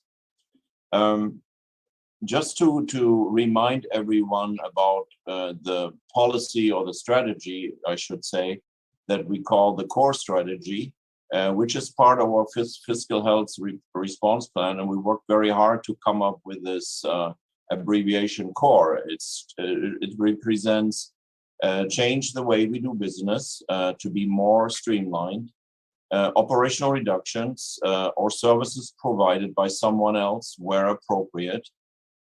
We want to follow revenue enhancements through economic development, fees, taxes, cost recoveries. And also we need to enter into employee contracts that attract and retain talent and are financially sustainable. And I think so far we have done all that pretty well. So what are the lessons learned from this year's budget process? Lessons number one is we have record tax revenues. We have fewer full-time staff in many offices, many divisions. We have not as many full-times or regular part-timers. Ergo, we have also less personnel costs, but yet the expenditures still outpace the revenue. Stated differently, even with lesser staff, less personnel costs, we still have not enough revenues to pay for our necessary expenditures. The expenditures still outpace our revenues. Lesson number two, and that's the lesson that is a newer one. I haven't had that slide up prior to tonight. Family comes first. And in my introduction, I want to thank already the Ncip as well as the P&R Commission for collaborating with respect of our sports center. And that's a good lesson. Family comes first. I used the picture of the household when the family sits around the table and looks at what is necessary to invest back into our home. And I think the Ncip, the P&R Commission have nicely collaborated, and I'm sure that the council at a later point of time will be pleased to see what kind of Ncip projects will be submitted for your approval. But this sign says it all. The check engine light came on, bright yellow. Now, before I continue, I want to show you something that is a little excursion here. I apologize. Okay, I spoke about it. We cannot ignore the check engine light. We have to deal with that sooner or later. And what does the check engine light do for us? Well, it tells us, take it to the repair shop. You can drive it a little bit, but it can be anything. You got to go and check your engine, and that's what I will speak about for a few minutes with the next slides. But before I do that, I want to show you something that popped up over the weekend.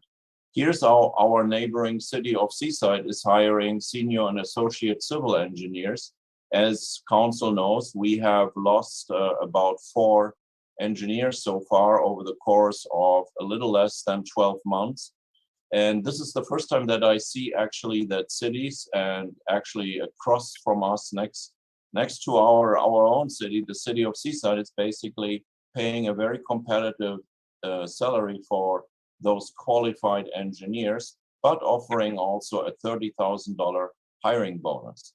So that's again something where we cannot really come up with counter offers right now. We are in the same market, and we have to deal with our check engine light to be sure that what we do remains competitive.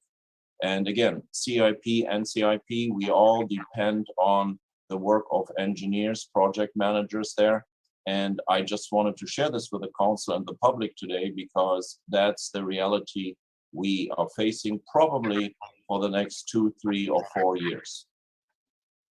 So back to my comparison of the check engine light.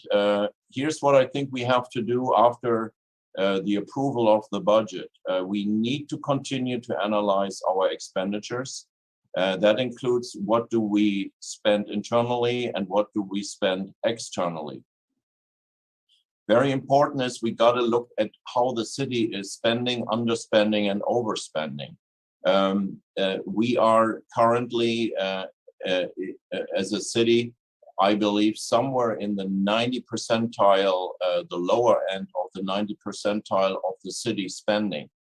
We should be actually right now a little closer to 100%. So we have to look at, again, how are we budgeting and how are our departments actually using those funds that we are entrusting them. So we have to look at that in order to also give more precise forecasts of our next 5 years expenditures. I call it improve the control of the structural deficits. Council looked a few weeks ago at the fire department standards of coverage study. There are quite a few operational analytical statements in there and recommendations, and we have to collaboratively look at that. We have to look at how we are operating the fire department. It's just one other department of the city, but we have there a standards of coverage study that should enable us to look at that. The sports center, we need to look at the sports center operations. We need to look at our staffing levels. We need to look at our programs that we are offering. We need to look at all the services that are within the sports center. And I encourage everyone in the public to join the council and our sports center staff next week to listen to our presentation on Wednesday at 4 p.m. in the council or from the council chamber, where our sports center team, as well as our consultant for this analysis, will present to the city and to the city council what we have decided to look at the sports center. It's a 365-degree analysis, and it will be, I think, a very interesting presentation. And I really hope that the public will give us also their input, as there are certain milestones also where the public can weigh in. It's a very transparent process. We are not selling the sports center. This is another step just to say, look, the sports center is a jewel for the city of Monterey. And here's what we think we have to do in order to attract again the customers, the patrons that we had pre-pandemic. We have to look at how can we provide services through other means. We have to look at that within the framework of our labor contracts, but we have to look at it also with respect to the taxpayer dollars. Are there services that maybe we can dial back in lieu of other services to provide, and somebody else can provide those services at a different price point? The opportunities are now, and we have to look at them very closely. We have to talk also with the Ncip. I stated that 2 weeks ago. We need to better coordinate the projects from a staff level, because those projects, I just got the list today that the Ncip had voted on last week, Thursday. Those projects are stellar projects. They add a lot of value to the city of Monterey and to our neighborhoods, as well as to central assets spread out through the city of Monterey. But we also have to look, okay, what does this mean for us with respect to possibly future maintenance costs? We need to do a better job there as staff to circle that and coordinate this together with the council and the Ncip. We started addressing the $170 million pension shortfall, or the pension liability. This budget has another $1 million that we want to allocate to the pension reserve fund, and pending your approval of that, that gives us already then $2 million, which is about $2 million more than we had a year ago in that pension liability fund. We need to look at how are we rehabilitating, rebuilding the library, the public safety facility, the community center, the fire stations.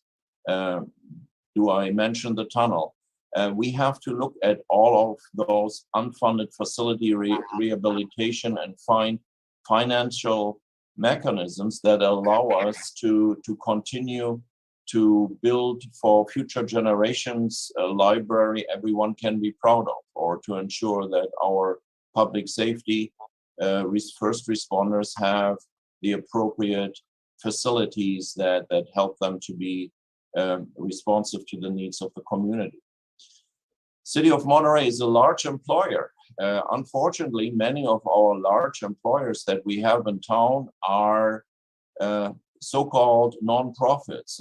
By that, I mean, number one, also the military bases.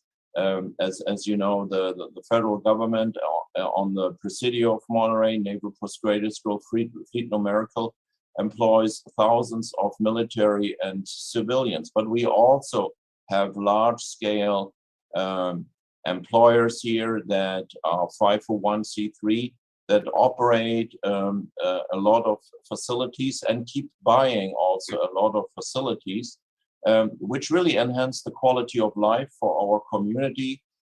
Think about Montage Health and the expansion of Montage Health over the past 10 years. Well, Montage Health is a 501c3. And when they purchase a property, be it at Ryan Ranch or purchase an apartment complex somewhere in Monterey, those buildings are lost for property taxes. Nevertheless, service levels in that specific area or for that specific building might increase. So we have to look at that. And we have quite a few other 501c3 here in our communities, which are very welcome to help us diversify also our economic base. They add definitely to the colorfulness of our community, and they add, of course, also to the quality of life. But we have to look also at our significant losses in property taxes. Many cities rely as their number one revenue source on property taxes, and you don't have to look too far to see those neighboring communities of us that are really significantly relying on property taxes and less on the volatile hotel and sales tax. So we have to look at that as well. When we check the engine light and we are looking at the various things, we will remain transparent. I've talked about this for a while now, also with certain interest groups. And transparency will be our guiding principle because we want to do this collaboratively and we want to at least establish understanding on all sides. We will chat with the neighbors because last but not least, they are the ones who will tell us ultimately what is important for them and what is for them less important. And there will be meetings where we will probably provide challenges where we basically will do the allocation of $1. How do you like to spend $1? How much do you think you want to need for public safety, for the library, for parks and recreation, for administration, et cetera, et cetera. So the neighbors will be the ultimate deciding factors. We will talk also to the neighborhood association. Quite a number of neighbors are organized in neighborhood organizations, associations, and we have to talk also to our Ncip because, as I pointed out before, the Ncip plays a significant role in allocating some of the hotel tax funding per city charter.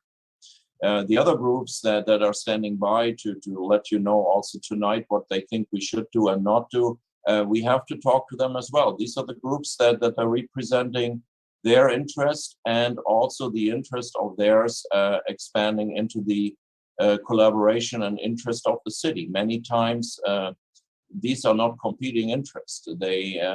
A rising tide lifts all boats. And so we have to talk to also the MCCVB, MCHA, the business district, etc. There will be quite a a list of those groups we have to talk to. Last but not least, our work will not end just in Monterey. We have to talk to our neighboring communities.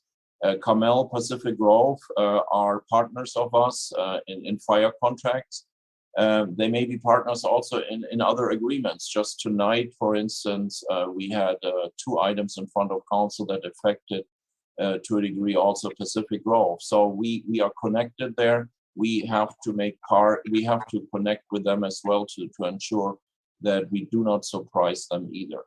So that's what we have to do with respect to the check engine light that came up during this budget season. I promised you a brief presentation, and I'm almost done for that, for the night, at least with my formal presentation. The Sports Center. I spoke at length about the Sports Center 2 weeks ago. Last week, Thursday, the Ncip allocated or recommends to the City Council an allocation of $1.2 million to help us replace the dehumidifier. Big thank you to the Ncip. Big thank you also to all of those who communicated with the Ncip and also who shared their comments in the appropriate way with the whole Ncip commission. And thank you to the Ncip to hear us and to hear also the other community members who asked that the sports center will be considered by this year's allocation of Ncip funds. We put $750,000 aside at mid-year. We will put another $250,000 aside with this proposed budget. That brings us up to $2.2 million. And I am hopeful that this will take care of all the necessary work in the natatorium, the swimming pool area. That will be the focus for this fiscal year to ensure that we keep the natatorium functional and operational. What is looming around the corner is the other side of the building, the gymnasium. But I don't want to spoil the fun for tonight. I just want to say we are utmost grateful for the contribution there, and together with the other tax dollars, we have now $2.2 million that will help us rehabilitate the swimming pool. The business districts, my recommendation remains to not pay to the business districts the $10,500 contribution or the $24,000 to the Fishermen's Wharf Association. I suggest that OMBA gets treated slightly differently because their reduction is from about $50,000 to $10,500, and then basically zero that out for fiscal year 23-24. I need to share with you at the last meeting, I don't think arguments were compelling enough for staff to decide or to change direction there. I believe that, and you see in my agenda report, that making up the $10,500 of taxpayer money going towards the enterprises in the various business districts each can be made up by the businesses. They have various tools to do that, and I gave you an example for the Lighthouse District, where basically the annual contribution that the businesses could make would be $80 per business. So we are a staff at least holding the line there and say we should not spend general fund money into the business district. And I explained also to the council how many other general fund dollars are going directly into destination marketing, and that again lifts all boats, those contributions. Again, starting this Saturday, the trolley will roll through the business districts, and the trolley is again 80% paid by the city of Monterey. We will continue to support OMBA. That's part of our staff recommendation, and also will be part of our recommendation for the next years or so. We will continue to contribute to the 4th of July event and to the tree lighting. That's about $15,000 that we will allocate for that. OMBA does an outstanding job in organizing the 4th of July parade, and then afterwards, of course, the city is hosting the lawn party here at City Hall. So that is still part of the budget, those $15,000 that need to go to OMBA for the 4th of July, but also part of that goes to organizing the tree lighting ceremony. Another item that popped up last 2 weeks ago, we had members from our Museum of Cultural Arts Commission speak to you about requesting additional staffing for the museum. Right now, all what we have in the 3 museums, as they call it, we have just a 20-hour person working there. The suggestion is made to either replace it with a full-time person or in the latest iteration, I sent you also yesterday an email that Mr. Wachowski shared with us to bring the 20 hours to 30 hours RPT staffing. My suggestion is that we look at that at mid-year, at budget mid-year. Of course, council can look at that as well. But be mindful, please, of that we are not fully restored, and there are quite a few question marks in our future. So we should really be very conscientious of what we want to commit to, because those commitments to our employees should be long-term. We should not look at those commitments as something that we could easily terminate if we have to, because the budget changes. So anyways, I wanted to close the loop here and share that information with respect to the gentleman that spoke up at the last council meeting with respect to the museum staffing. That concludes my presentation, and now I will ask Rafaela to please show you the final numbers as we see them. And I will stop sharing my screen, and then Nat will take over and present. Actually, I'm going to take over. Nat's troubleshooting something, so just give me 1 second to share my screen.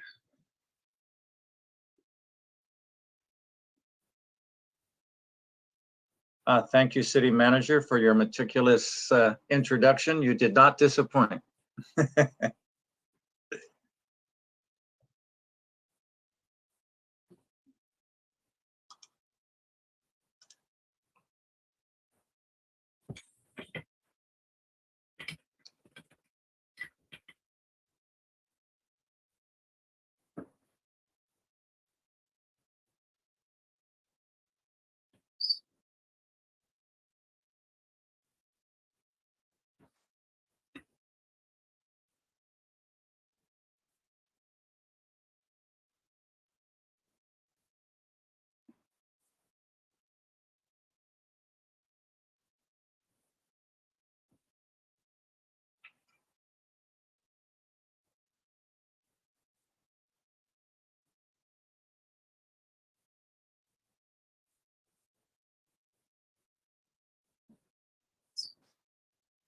While we're waiting, did you hear the one about a ham sandwich that walked into a bar?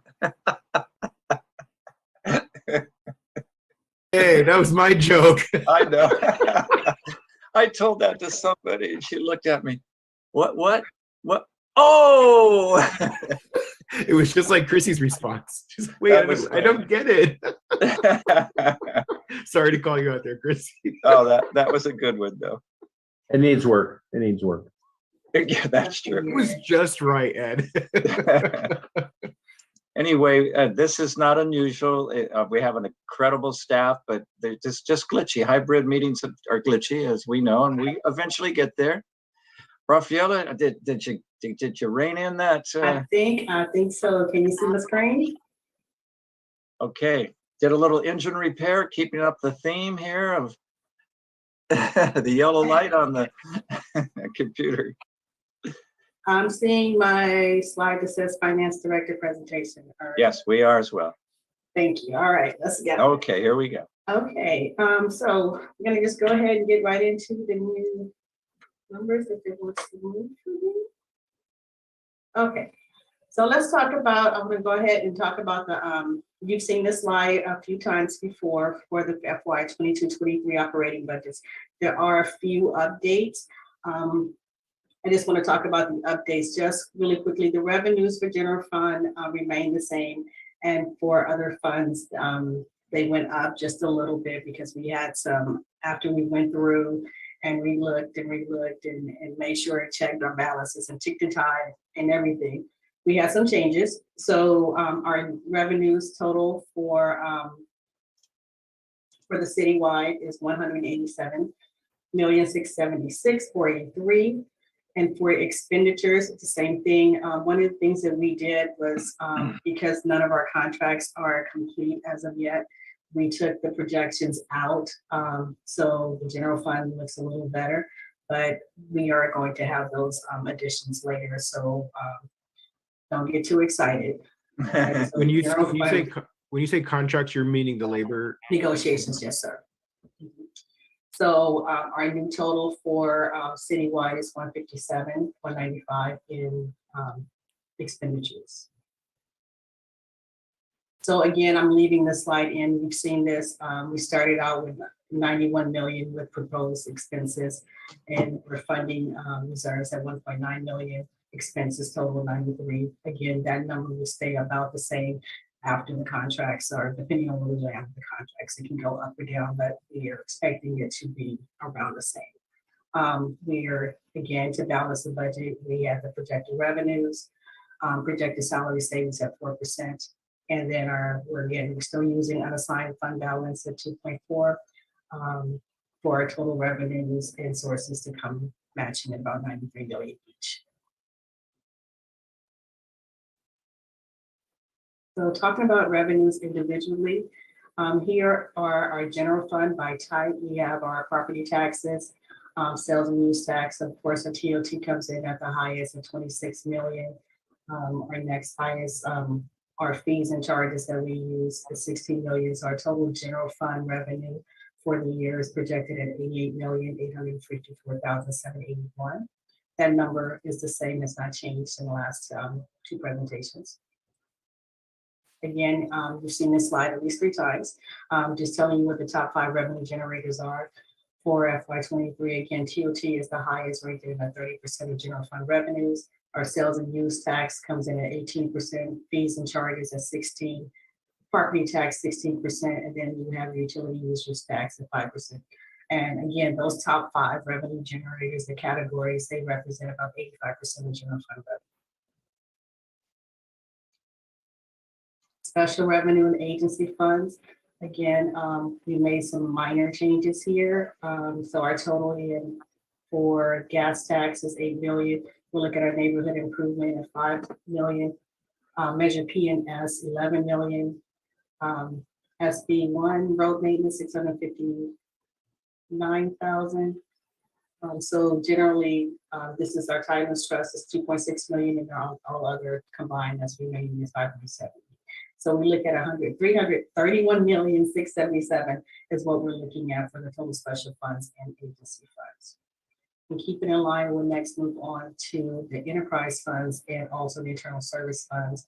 So for the marina fund, we're looking at 3 million, cemetery fund 291,000, parking fund coming in at 11 million, Presidio coming in at 20 million, the Navy Services Fund at 354,000, and then the equipment replacement fund. From the last meeting to this, we actually picked out the list of the vehicles that would be replaced. So we have an absolute number for that, which is 1.1 million, almost 1.2. Vehicle maintenance fund at 2.6. Our information services fund, 7 million. Workers' comp, 3.9. Liability and property insurance was risk management, 3.8. Employee benefit fund, 10 million, and all others are 7,500. So our total enterprise and internal service funds comes out to 65.7 million. Moving into our citywide expenses. So we're starting with what makes up our expenses by department. So we have here each department by in the general fund for city council, city attorney, city manager's office, which also includes the city clerk and communications. Community development is 5 million. Conference center is 4.4. Finance at 3.7. Fires 26 million. HR is 1 million. Non-departmental 186,000. Library 2.8. Police at 22 million. Public works 8 million. Parks and recreation at 11 million. So it's 88 million by department. And I know our graph is a little busy here, but just kind of so you can see that the expenditures by general fund expenditures by department, as you see, the police is at 25% and fire is at 30%, taking up the bulk of the general fund expenditures. And then of course you have community development at 6%, finance at 4%, conference center at 5%, Library is 3%, Public Works is 9%, Parks and Rec is 13%. All the other ones are less than 5%. And this slide, again, you've seen before. The expenditures, salary and benefits make up about 76% of the general fund operations and maintenance, while 12% internal services, about 12% as well. So moving into the special revenues for expenses, we've seen this slide again, a slight difference, just a few changes. We've got gas tax at 20,000, neighborhood improvement at 390,000. Neighborhood improvement, the projects come in and we allocate money based on when they come in. The projects come in. Low and moderate income, 366,000. Community development, CDBG grant is 1.5 million. Sewer line maintenance, 2.9, stormwater utility, 1.3, conference center is 3.6, library and museum trust funds, 258,000, Tyrants, 3.5 million, and all others and transfers come to 1.3, giving a total for special revenue agency funds at 15,298,000. Our enterprise funds, the Marina Fund at 2.6, and expenses, cemetery 505,000, parking is 7.9, presidios about 14 million. There are some projects that will also be added to that as we continuing projects will be added to that. Then in Navy service funds of 300,000, and then down in equipment replacement fund 972,000, vehicle maintenance 2.7.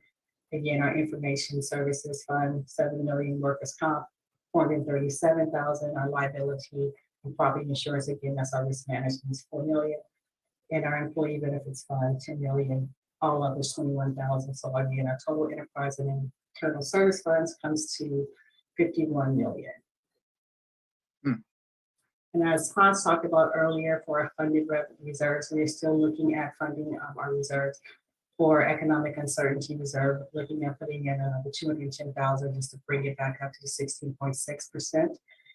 Capital projects that are ongoing in addition to 750,000. Our encumbrances here, we're looking to reduce that was already there by 850,000.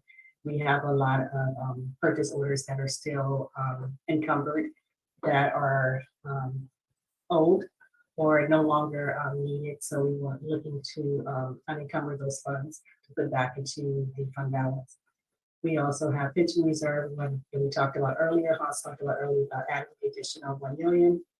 Conference center, facilities reserve, another 250,000, sports center 250, technology 250, and then for other facilities 100,000, coming to a total of 1.96 for funding for reserves this year. Then we have move on to our personnel changes. So just our position control list is attached to the agenda report. We have a total of 445.5 FTEs. The net difference from prior year is an addition of about 13.5 FTEs. There is a change that's needed to the PCL, and that is to add 1 senior administrative analyst to Public Works for the Presidio Fund. This is actually included in the count, but it's not included on inadvertently got left off the front division page. So, but they tie, so we want to make sure we go back and make sure we add that back in because there's actual body in there and make sure that that is there, and then also find the other half of that era. So that change will be necessary. And just to know that the position control list is a little different, well, slightly different this year in that it only shows what's going to actually be approved and funded. There's been years where we've had a column for unfunded positions, but we're only showing what's actually approved and funded for the current fiscal year. And so those positions that we talked about before, community development is adding a planning manager, adjusting the salary for a public manager, deleting a part-time administrative assistant and adding a regular part-time administrative assistant. Finance department, it was cleaned up and adding back 25% of the executive assistant salary from risk management, adding a business license inspector for a 3-year term, reclassing 2 senior accountants into finance managers. Fire department is adding a division chief for training. Human resource departments delete the deputy Human resource manager, adding an assistant or replacing with an assistant HR director, deleting the HR analyst, replacing the HR coordinator. And at mid-year, it is to delete 2 HR specialists and adding 2 HR coordinators. For information services division is to delete an information technologies technician specialist, adding 1 senior information tech specialist, and then we're deleting 3 information tech analysts and adding and reclassing them and naming them to IT application engineers too. For the library department, it was adding in a librarian, adding 2 librarian assistants too, and deleting 2 RPT part-time library assistants too. Parks and Rec, adding a maintenance lead worker, adding a greenbelt coordinator, and a recreation specialist. Police department is adding a police service technician. Public Works, there's additions to general fund, which are associate mechanical engineer, engineer projects manager, 3 custodians, a senior custodian, and a lead custodian. And then there's a deletion from general fund, the facility attendant. And then there's reclass from the general fund to other funds. So the park maintenance worker is going to go to the parking fund. Building maintenance class worker goes to the Presidio fund. And then reclassing an accounting specialist from the parking fund to the general fund. And then finally in Presidio, there is adding the HVAC senior tech, adding administrative app assistant, adding engineer project manager, deleting a parts clerk, delete a quality control inspector, delete senior crafts worker, delete administrative assistant RPT, delete public works inspector, and delete park maintenance worker. And last, a vehicle maintenance fund, to add an administrative assistant and delete the field assistant. And the risk management division, we are deleting the analyst and replacing it with a risk manager. Those are the, that is it. So our, any changes that we're making that council is going to make will be updated in our final version. So right now we have the summary version. So our final book, once everything is adopted and approved, will be presented. We are not presented, we are compiling, and we'll have it to by the end of the month. And we are expecting to have it to the printers at the end of the month and also into the city clerk's office once we get the final okay from council for any changes that you would like to see. So with that, our recommendation is to adopt the proposed FY 22-23 operating budget with the noted change in position control list. Yeah, thank you, Rafaela. That concludes right now our presentation, and with that, I hope that we did consider a lot of the things that council gave us over the course of the year, also that we worked within the priorities that you have set. And we hope you have questions, and we hope even more that we can answer your questions. Okay, once again, very meritorious presentations and work for us. And if anyone was watching and thought that, well, those slides went fast, well, we have them all in writing. And we've looked at these for hours and hours and hours and hours. So what you were just getting is an overview. Before we go much further in our meeting, I think we have to clarify a technical error that occurred on our agenda, which is going to change the nature of this meeting. And so with bated breath, as the fisherman said, let's turn it over to our esteemed city attorney. Chrissy, would you tell us what we're dealing with here? Again, all the fun of hybrids and Zooms and online and phone calls once again has reared its ugly head. So to you, please. Right. As you all know, the city of Monterey strives to be open and public and provide as much access as possible to all of our meetings.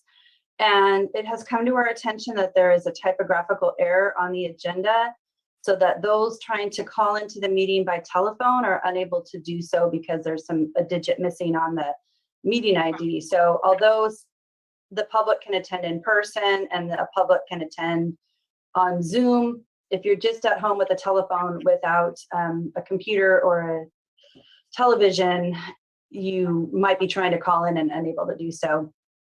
So my best recommendation or advice under these circumstances is the Brown Act does say that if there's a technological disruption during these meetings, that the council should not vote or take any action until the technology is restored. That's not quite 100% the same fact pattern we have before us, but taking the legislative intent of that, it seems that if people thought they could call in, we should allow them that opportunity to call in. So my recommendation would be that the meeting sort of be have a do-over possibly next week at the scheduled study session. You can continue on with questions and discussions and things like that, but just don't have a vote on this now that we're aware of it, or a vote on the next agenda item. I've got a question. Councilmember Allen, yes, please. Chrissy, so if we end up continuing the item, let's say to next Wednesday, and people speak tonight, would they speak a second time then next Wednesday, or would that be available to people who didn't speak tonight? I'm leaning towards probably allowing, recommending the public comment repeat itself, only due to the fact that the callers haven't been able to hear the benefit of what other people have said. And so just in an abundance of cautious, and this is probably a very conservative approach to take, but when we have a lot at stake, like a ballot measure and a budget and things like that, I think it's best to just do over, because we don't have case law guiding us on this kind of circumstance right now. Okay, thanks. Good Appreciate question. Good question. Thank you. Councilmember Ed. Yeah, and I appreciate the caution. We certainly do want the public to be able to access and give us their thoughts. Since we have a published number that's incorrect, can we get the right number out now in case we have some folks that are at this moment thinking about calling us in? Or are we trying to take the position that we want to hold all those comments for next week? I'm just looking at the number and I don't know what's incorrect, but right. So the correction is now. The correct number has been displayed on the Chyron. The problem is if you're at home without a TV or a computer and you were planning on just calling in on your phone, right, based on the information presented in the agenda, because we give that option. We don't have to give all these options, but we do. They're unable to do so and unable to access. And I believe that's how this came to our attention. Okay. So just for the public, I know I don't have my TV on, so I'm not looking at the screen. So could we just read off for the public's use right now so they hear it auditorily what the correct number should be? Right. The telephone number to join is 838-568-8864, toll free. And the webinar ID is 160-772-9333 pound. 9333. Right. So there's a couple of errors there. We missed 13 in the webinar ID, Yeah. so that's the number. Great. So the public could keep that number and be ready for next week. It might be a different webinar ID, so okay. Check okay. it. Okay, Mayor, that was the only comment I had. I just wanted to make sure that we reported to the public now what the numbers should be. Thank you. That's a good point. And Councilmember Dan? Thank you. Does that mean that the action items we approved at 4 o'clock has to be re-voted on? I would recommend that those be reopened and ratified at a subsequent meeting with the opportunity for public comment one more time. So are we suggesting we do that next week? Do we? Staff? I believe so. I think we'll, because we have already scheduled, and staff, correct me if I'm wrong, a study session for the 29th next week, right? Next Wednesday, that maybe this can just be next week all Wednesday. moved over to that meeting. Next week Wednesday we have the study session for the sports center, and I think we should maybe reevaluate and see if we how we can stretch the time out, because that should be a 4 to 7 session, maybe even with a very brief project presentation. Okay, so we will let our staff figure that out. Another question would be, shall we continue at our normal pattern? In other words, at this point, we would be having council questions, then go to the public. Then after that, we would come back and have discussion and vote. So at what point in the protocols and procedures would you suggest that we stop? Should we stop completely now and wait until we've followed the guidance of the Brown Act? Because do we have to do everything over again? Or at this point, do we take public comment with the understanding that it's not complete? How would you, do we have the leeway to do any of the above? So if we analogize this to a disruption, it would be recommended to not vote. Right. If you want to say, hey, we're going to have to redo this all anyway next week, maybe we just continue everything and adjourn the meeting now. So that I think that would be up to the council on what you want to do. I don't think there's any harm in continuing to have more public process than less. So if you wanted to keep going, I don't think that's a problem as long as there's no action. Right. My thought would be perhaps what we should do is, again, council, I want your input, that maybe what we should do is take public comment for those who aren't going to be able to speak at a subsequent meeting, then save our questions and discussions for later, but include the public section of both these two items. That would be my thought. But otherwise, we're going to, if we ask questions now, and if those questions aren't recorded for the next meeting, it can get confusing. Councilmember Tyler, you wanted to help, please?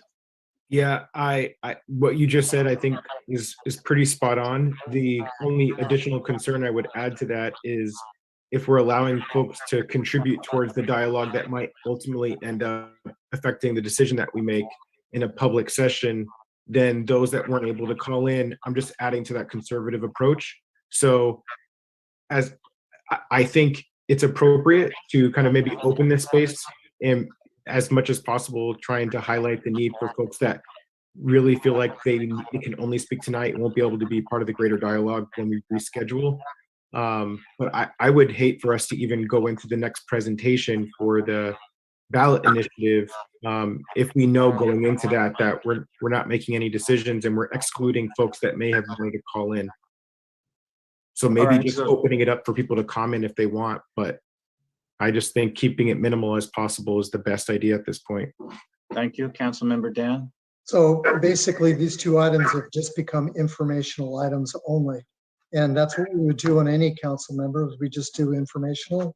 And then we go through the process. And next week, hopefully, since we've gone through the informational part of it, next week it'll be a lot quicker after we get public comment. Got it. So I think combining what I'm hearing from the council, so if we do this as an informational item, then we would ask, the council would at this point ask questions of the staff. We would go to the public, then probably bring it back. And at that point, I would say we don't have discussion or deliberations because that's always part of the vote. So that would be the way to go, I think. Does that sound good? We'll ask our questions, go to the public, and then do the same thing for the next one. Okay, I would even say let's just continue the next one, Chrissy. That would be my recommendation. And Mayor Robertson, just so I can share with you feedback coming in from the council chambers and members of the public, their preference would be to just continue the item to next week when everyone has a chance to participate fully. Okay, well, that's there you go, democracy at its best. Now, how about online people? I'm wondering if, of course, how do we pull online people if they can call or they prefer to do it? So I think we should at least present the opportunity with the suggestion that hold your public comments if you can until the next meeting, because you won't have the benefit of hearing the council questions, et cetera. So I think I've got it. So I would suggest at this point, since it's an informational item and it's coming back, would the council have questions they would like the city manager to answer and Rafaela, our finance director, to answer at our next meeting? So let's just do council questions as informational. Councilmember Ed? Yeah, thank you very much. Yeah, I won't make any statements or references. Just a couple of questions. With the balance of the 1.96 listed for the reserves in this fiscal year as a contribution, what will that bring our percentage to for our overall reserves? I know by council policy, we're trying to get it to just short of 17%. So if you don't have the answer for that tonight, that's okay, but would want to know what is that going to bring us to in our total percentage. Maybe I'll just go through my questions and then Rafaela or Hans can answer. These are just reference to where we are now. So the amount given to the local business districts, I see in the staff report, understand the recommendation, but if Hans or Rafaela could list, what do the current business associations receive in previous years? So OMBA, Lighthouse, Henry Rowe, and North Fremont. I just want to make sure that I'm not going off of memory, and I want the public to know what those amounts have been in previous years. And the last question was, what was the previous dollar amount given to the Wharf Association? So those neighborhood associations and the Wharf Association contributions from previous year. Business associations, yeah. Yes, correct. And that was all I have for right now. Okay, would you like the answers now or at the next meeting? Sure, because it may help shed some light on some other questions. Yeah, and I think it's pretty brief. I know they have it right on their fingertips. So the reserves will be $14.75 million. The business association all received $10,500 with the exception of OMBA, which is around $50,000, and Fisherman's Wharf at $25,000. Okay. And it was with the last question was Fisherman's Wharf received $25,000 for a long time. Okay, good. And Clyde, if I could, more additional question, what is the balance of the Tidelands fund as it stands today? That's a new question, Councilmember Smith. So next week answer would be great. No, Rafaela probably can find that for you in a heartbeat. So it was on a slide. Yeah, I didn't know if that was the expenditure. No, those were the revenues and expenditures that are projected for next year. I can come back with the balances.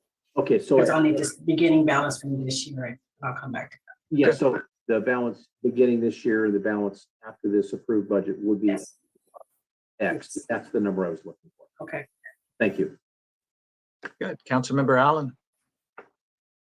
Questions? Yeah, I've got two questions kind of relating to the museum position. Next week, it's fine to get the answer then if you don't know the answer now. First question would be, what would be the dollar cost to raise that from a 20-hour-a-week position to a 30-hour RFT position? And the second question is, if council decided that was an important budgetary priority, would it be possible for staff to have in next week's budget report an alternative within the existing 13.5 new position FTEs that would accommodate that and perhaps reduce some other requested increase to the FTEs? In other words, could you have an alternative for council to see that would expand that to 30 hours within that 13.5 FTE budget increase? So those would be my two requests. Thank you. Yeah. So number one, yes, Councilmember Harper, we can do that. This is not really a zero-sum game. We could find the funding if that's council council's pleasure. And I'm asking Inga to give us the net increase to the general fund that it will cost to elevate the 20-hour position to the 30-hour position. Inga, please.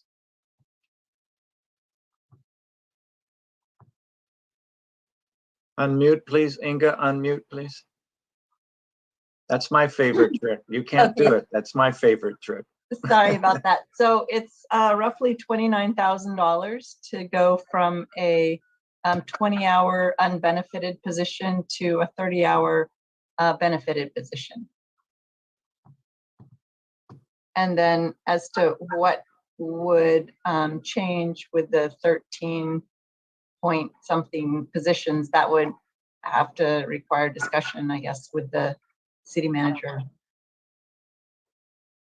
Okay, thank you. And Councilmember Tyler, questions? Yeah, on the table for the funded reserves, Tyler, I'm getting a little reverberation from your microphone. Yeah, I'm not sure if maybe others can mute, maybe that will help. Maybe. Yeah, I don't know. Maybe not. So on the funded reserves table, for the sports center and the amended 2022 budget, it shows 0.90. So I'm assuming that's 900,000. Is that accurate? Because my impression was that there were 750 from March. So I'm just trying to see what the difference in the numbers are there. I thought we had 750 in the reserves, not 900,000. There was existing funding also from previous, so that's leftover money or whatever you may call that. So that brings it up to the sum that Rafaela showed you. Which was what, to clarify? I just want to make sure my numbers are correct in my head. Rafaela, would you explain that again? Before we started the 750 at mid-year, there was about 200,000 that was already sitting there for oh my God, for the center, sports center. And so we just added that 200 that was there to the 750. And so then there's, that's where the 9 came from. Okay, perfect. This year. Okay, thank you for the clarity there.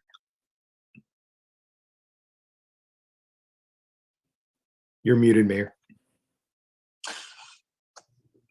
Too, I told you that was my favorite trick. Thanks, Tyler. Councilmember Dan. No, I have no questions. I got all my questions answered last week or whenever the last one was. Okay. Good job. Very good.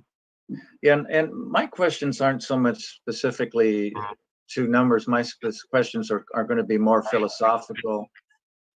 For example, and I'm just going to ask one, and that is, what is the new normal?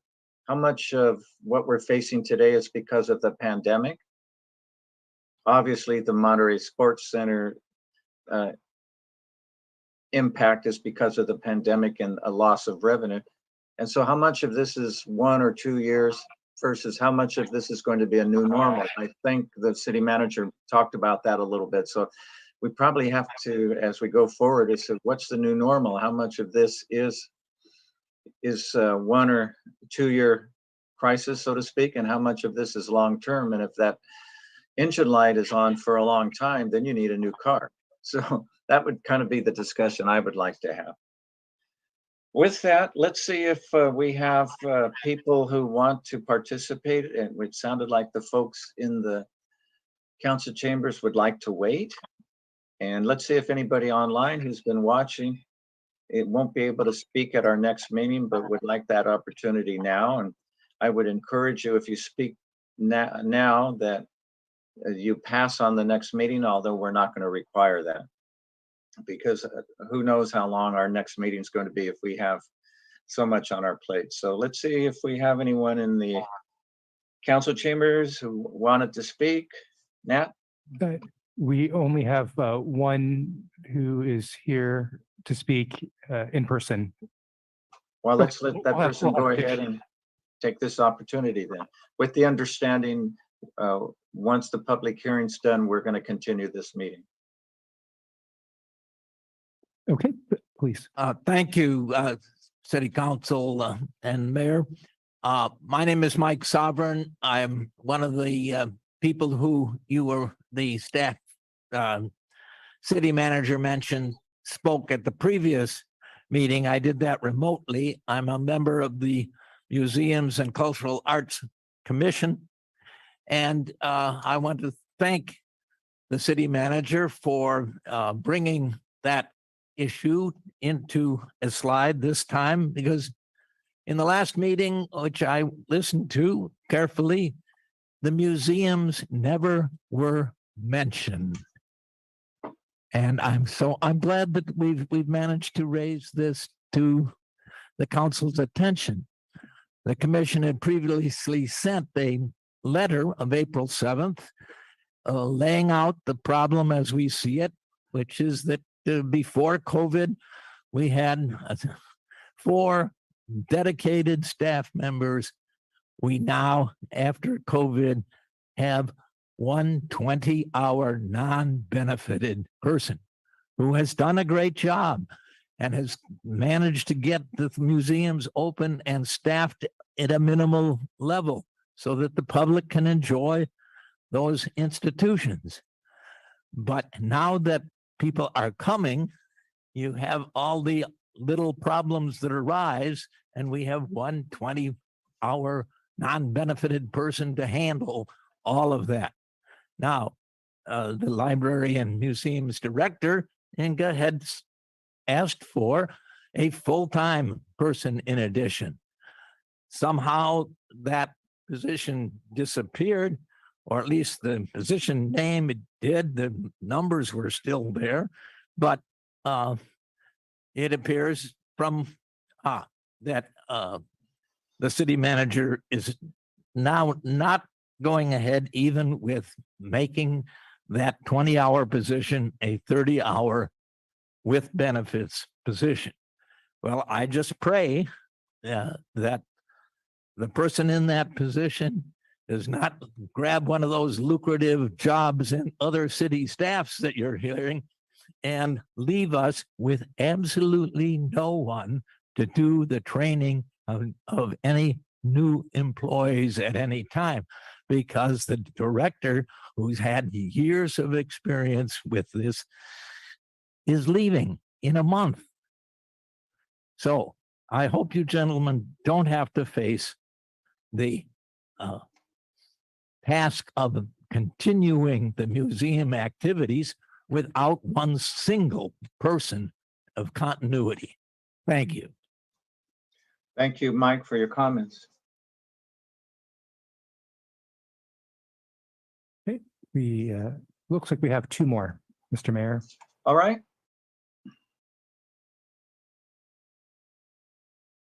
Okay, good evening. So I'm Eloise Shim, and I want to comment about the, I didn't really notice that much in the budget about housing, but I did notice tonight that you allocated 200,000 for a housing advisor.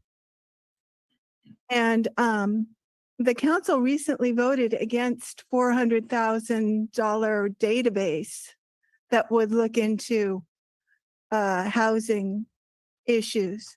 So I just think it's a waste of money, like the various cannabis consultants that the city has spent money on to, when there's already the essential data about the housing in the city, it's kind of redundant to be spending that money.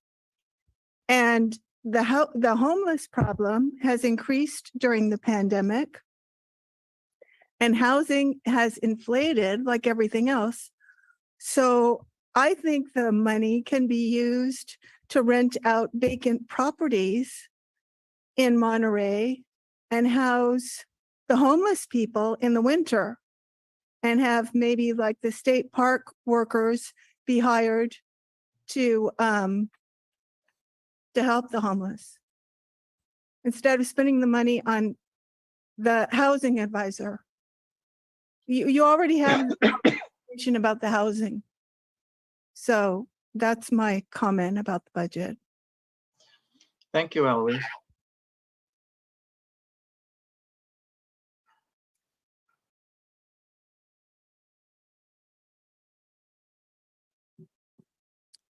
Good evening, Mayor and council members. Appreciate a chance to say a few words. First of all, starting with, I certainly understand how typos can lead to a variety of different outcomes, and this kind of thing happens. We're just talking to Nat outside, and it happens. I just wanted to say a couple things, maybe a little foreshadowing, because we had a group of folks here tonight from hospitality, from MCHA, small business owners, residents of Monterey. So I'll give you a little foreshadowing of what they're going to say, and they'll say it better than I can say it now. They can talk to you about, from their various perspectives next week, on how important it is for the city of Monterey to invest in destination marketing. I always love how Hans creates a model to look at the situation and simplify it. And I love the check engine light. I think the best way to avoid the check engine light is to get ahead of it. But I think also a city with a couple centuries of mileage on it, you're going to have this check engine light come on every now and then. One of the things that we're going to talk about more next week, and I presume I can talk again on public comment next week if I'm talking now, is how do we avoid the check engine light in the next decade? Because while we're talking specifically about the next year, we have to telescope out and think more broadly and boldly about the next decade. And this coming year is a big step. I think we're in a pivot year, a transitional year for hospitality, top industry for this city. And the leadership role that you all play is not just limited to the city, though it's entirely crucial to the city's success, but you play a leadership role for the region, for the county. And I'm going to talk more about that later. I won't go into too much of that now, but I appreciate, and I want you to know this, the staff recommendation and how we proceed and how we work forward, move forward. And we're working together in ways we've never done in my 10 years with the MCCVB. Again, I didn't introduce myself. I should have said I'm Rob O'Keefe, the president and CEO of the Monterey County Convention Visitors Bureau. We're at a real pivotal point, and I want to elaborate on that more so than just what I can do in 3 minutes of public comment now or next week. But what you're planning to do for the coming year is really important in ways that will reverberate beyond the coming year. So more on that later, a little foreshadowing, because we can do that now, because we're going to come back to this next week. I thank you for your time and your consideration. Thank you. Mayor Roberson, that concludes public comment here in the City Council chamber. And how about online public comment, folks who won't be able to participate at our next meeting, perhaps? Do we have online comment? We do have a couple of hands raised right now, and first we'll allow Esther Malkin to say a few words. All right, let's go. Welcome, Esther. Good evening, everybody. Esther Malkin, president of the Del Monte Grove Laguna Grande Neighborhood Association. I wanted to make a comment echoing what Eloise said earlier. You know, there is consultant opportunities for the city council every turn. You guys hire consulting companies for a variety of things, but we have been asking for a consultant to be brought in to discuss options to help the renter situation in the city. And it keeps that ask keeps getting ignored. And we are 66% of the residents in this city. And if we are part of the family that is being used as an analogy here, ignoring their needs until the state forces something to be handed down that makes you guys actually act, while spending thousands of dollars on consultants for cannabis, the sports center, parks, a variety of things is really not okay when you have a majority of the residents in the city being impacted so much. Secondly, I want to comment on Ncip. I attended the meetings, and they did a great job on compromise with what the city was asking by giving the city the recommendation of taking 1.2 million from their fund instead of the 2 million that was being asked. Now, I've been in sales for 40 years, and part of a negotiation is you ask high and hopefully negotiate down and compromise. But I resent the fact that at the last council meeting, we had Councilman Alan Hoffa, and later the next day, the city manager on his Mornings with the Manager segment scold the residents of the city that attended and spoke during public comment about Ncip being gutted again in the past, having taken money from that fund, and that they were acting selfishly and not looking at the big picture of the city's problems. And that is not okay to imply to the residents that are participating in this process. From the get-go, you guys weren't even mentioning that there would be a compromise. In my mind, I knew there would be a compromise. So to be scolded by those two mentioned before, like a child, as part of this family was not okay and has been discussed amongst the residents, especially neighborhood residents. Thank you. Thank you, Esther.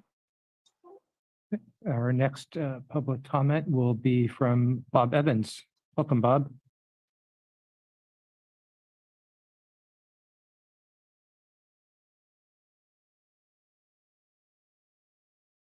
Bob, if you could unmute yourself, please. I think I just did. Oh, there you go. Welcome. Okay, yeah, my name is officially Robert Evans, but of course everybody knows me as Bob Evans. Good morning, gentlemen, or good evening, gentlemen. I would like to cap on what the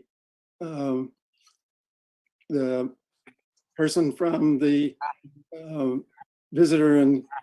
Visitors Association just said, and also Mike Sovereign, who is also, I'm also on the Museums and Cultural Arts Commission, and it's nice to see at least the word museum in what you're looking at, because in the past we have seen Ncip. As the most historic city in California and west of the Mississippi, before COVID, we had a professional historian, and I believe it was 2.5 FTE spread over a number of employees, plus a whole cadre of volunteers. And poor Jordan, as a half-time person without benefits, he simply can't train additional volunteers beyond what we've already been able to recruit and schedule them. Plus the fact that we have a very valuable art collection and and museum artifacts, and nobody seems to be very interested in trying to keep them from being destroyed. So it seems a shame that this very historic city is not paying a bit more attention to the museums and cultural arts. And the cultural arts programs have simply disappeared, and they serve residents as well as visitors. And to go with the visitors communication, we no longer have a visitors center. So where do people go when they come to this city? We just came back from a vacation, and what did we do the first time we go to someplace? We go to the visitors center and Colton Hall, and it could certainly be a visitors center that will help people find all of the things to do in the city so that they'll stay longer and pay you more TOT and more sales tax. So by not supporting the museums and cultural arts program, I think you're cutting off your nose to spite your face. And thank you very much. I hope, I would certainly endorse what Alan proposed as a good starting point. Thank you, Bob. Our next caller is going to be Wendy Brickman. Wendy? Good evening, everyone. This is Wendy Brickman. I'm calling in again on behalf of North Fremont Business District, Fisherman's Wharf Association, and the other business districts. And I have a client conflict next Wednesday, so I will speak now. Yes. So we all definitely, can you hear me okay? Carry on, please, Wendy. You're good to go. Thank you. Good. We all definitely appreciate the bid funding for all the business districts the city has provided as a partner for so many years, and the advertising reimbursements for Fisherman's Wharf Association.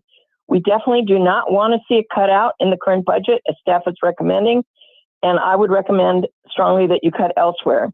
It doesn't make sense because the businesses provide direct revenue, provide TOT, provide parking revenue and sales tax. And they're very important. And Rob O'Keefe's comment about reverberations after you cancel programs like this, it's hard to measure immediately, but it will have long-term effects. For example, last December 31st, the city has already saved some money by cutting out the 2-hour Monterey County resident parking program Monday through Thursday and after at the wharf lot and after 4th Cannery Road Garage, which can again, unfortunately, make it easier for Monterey County visitors to go spend money within our other peninsula cities.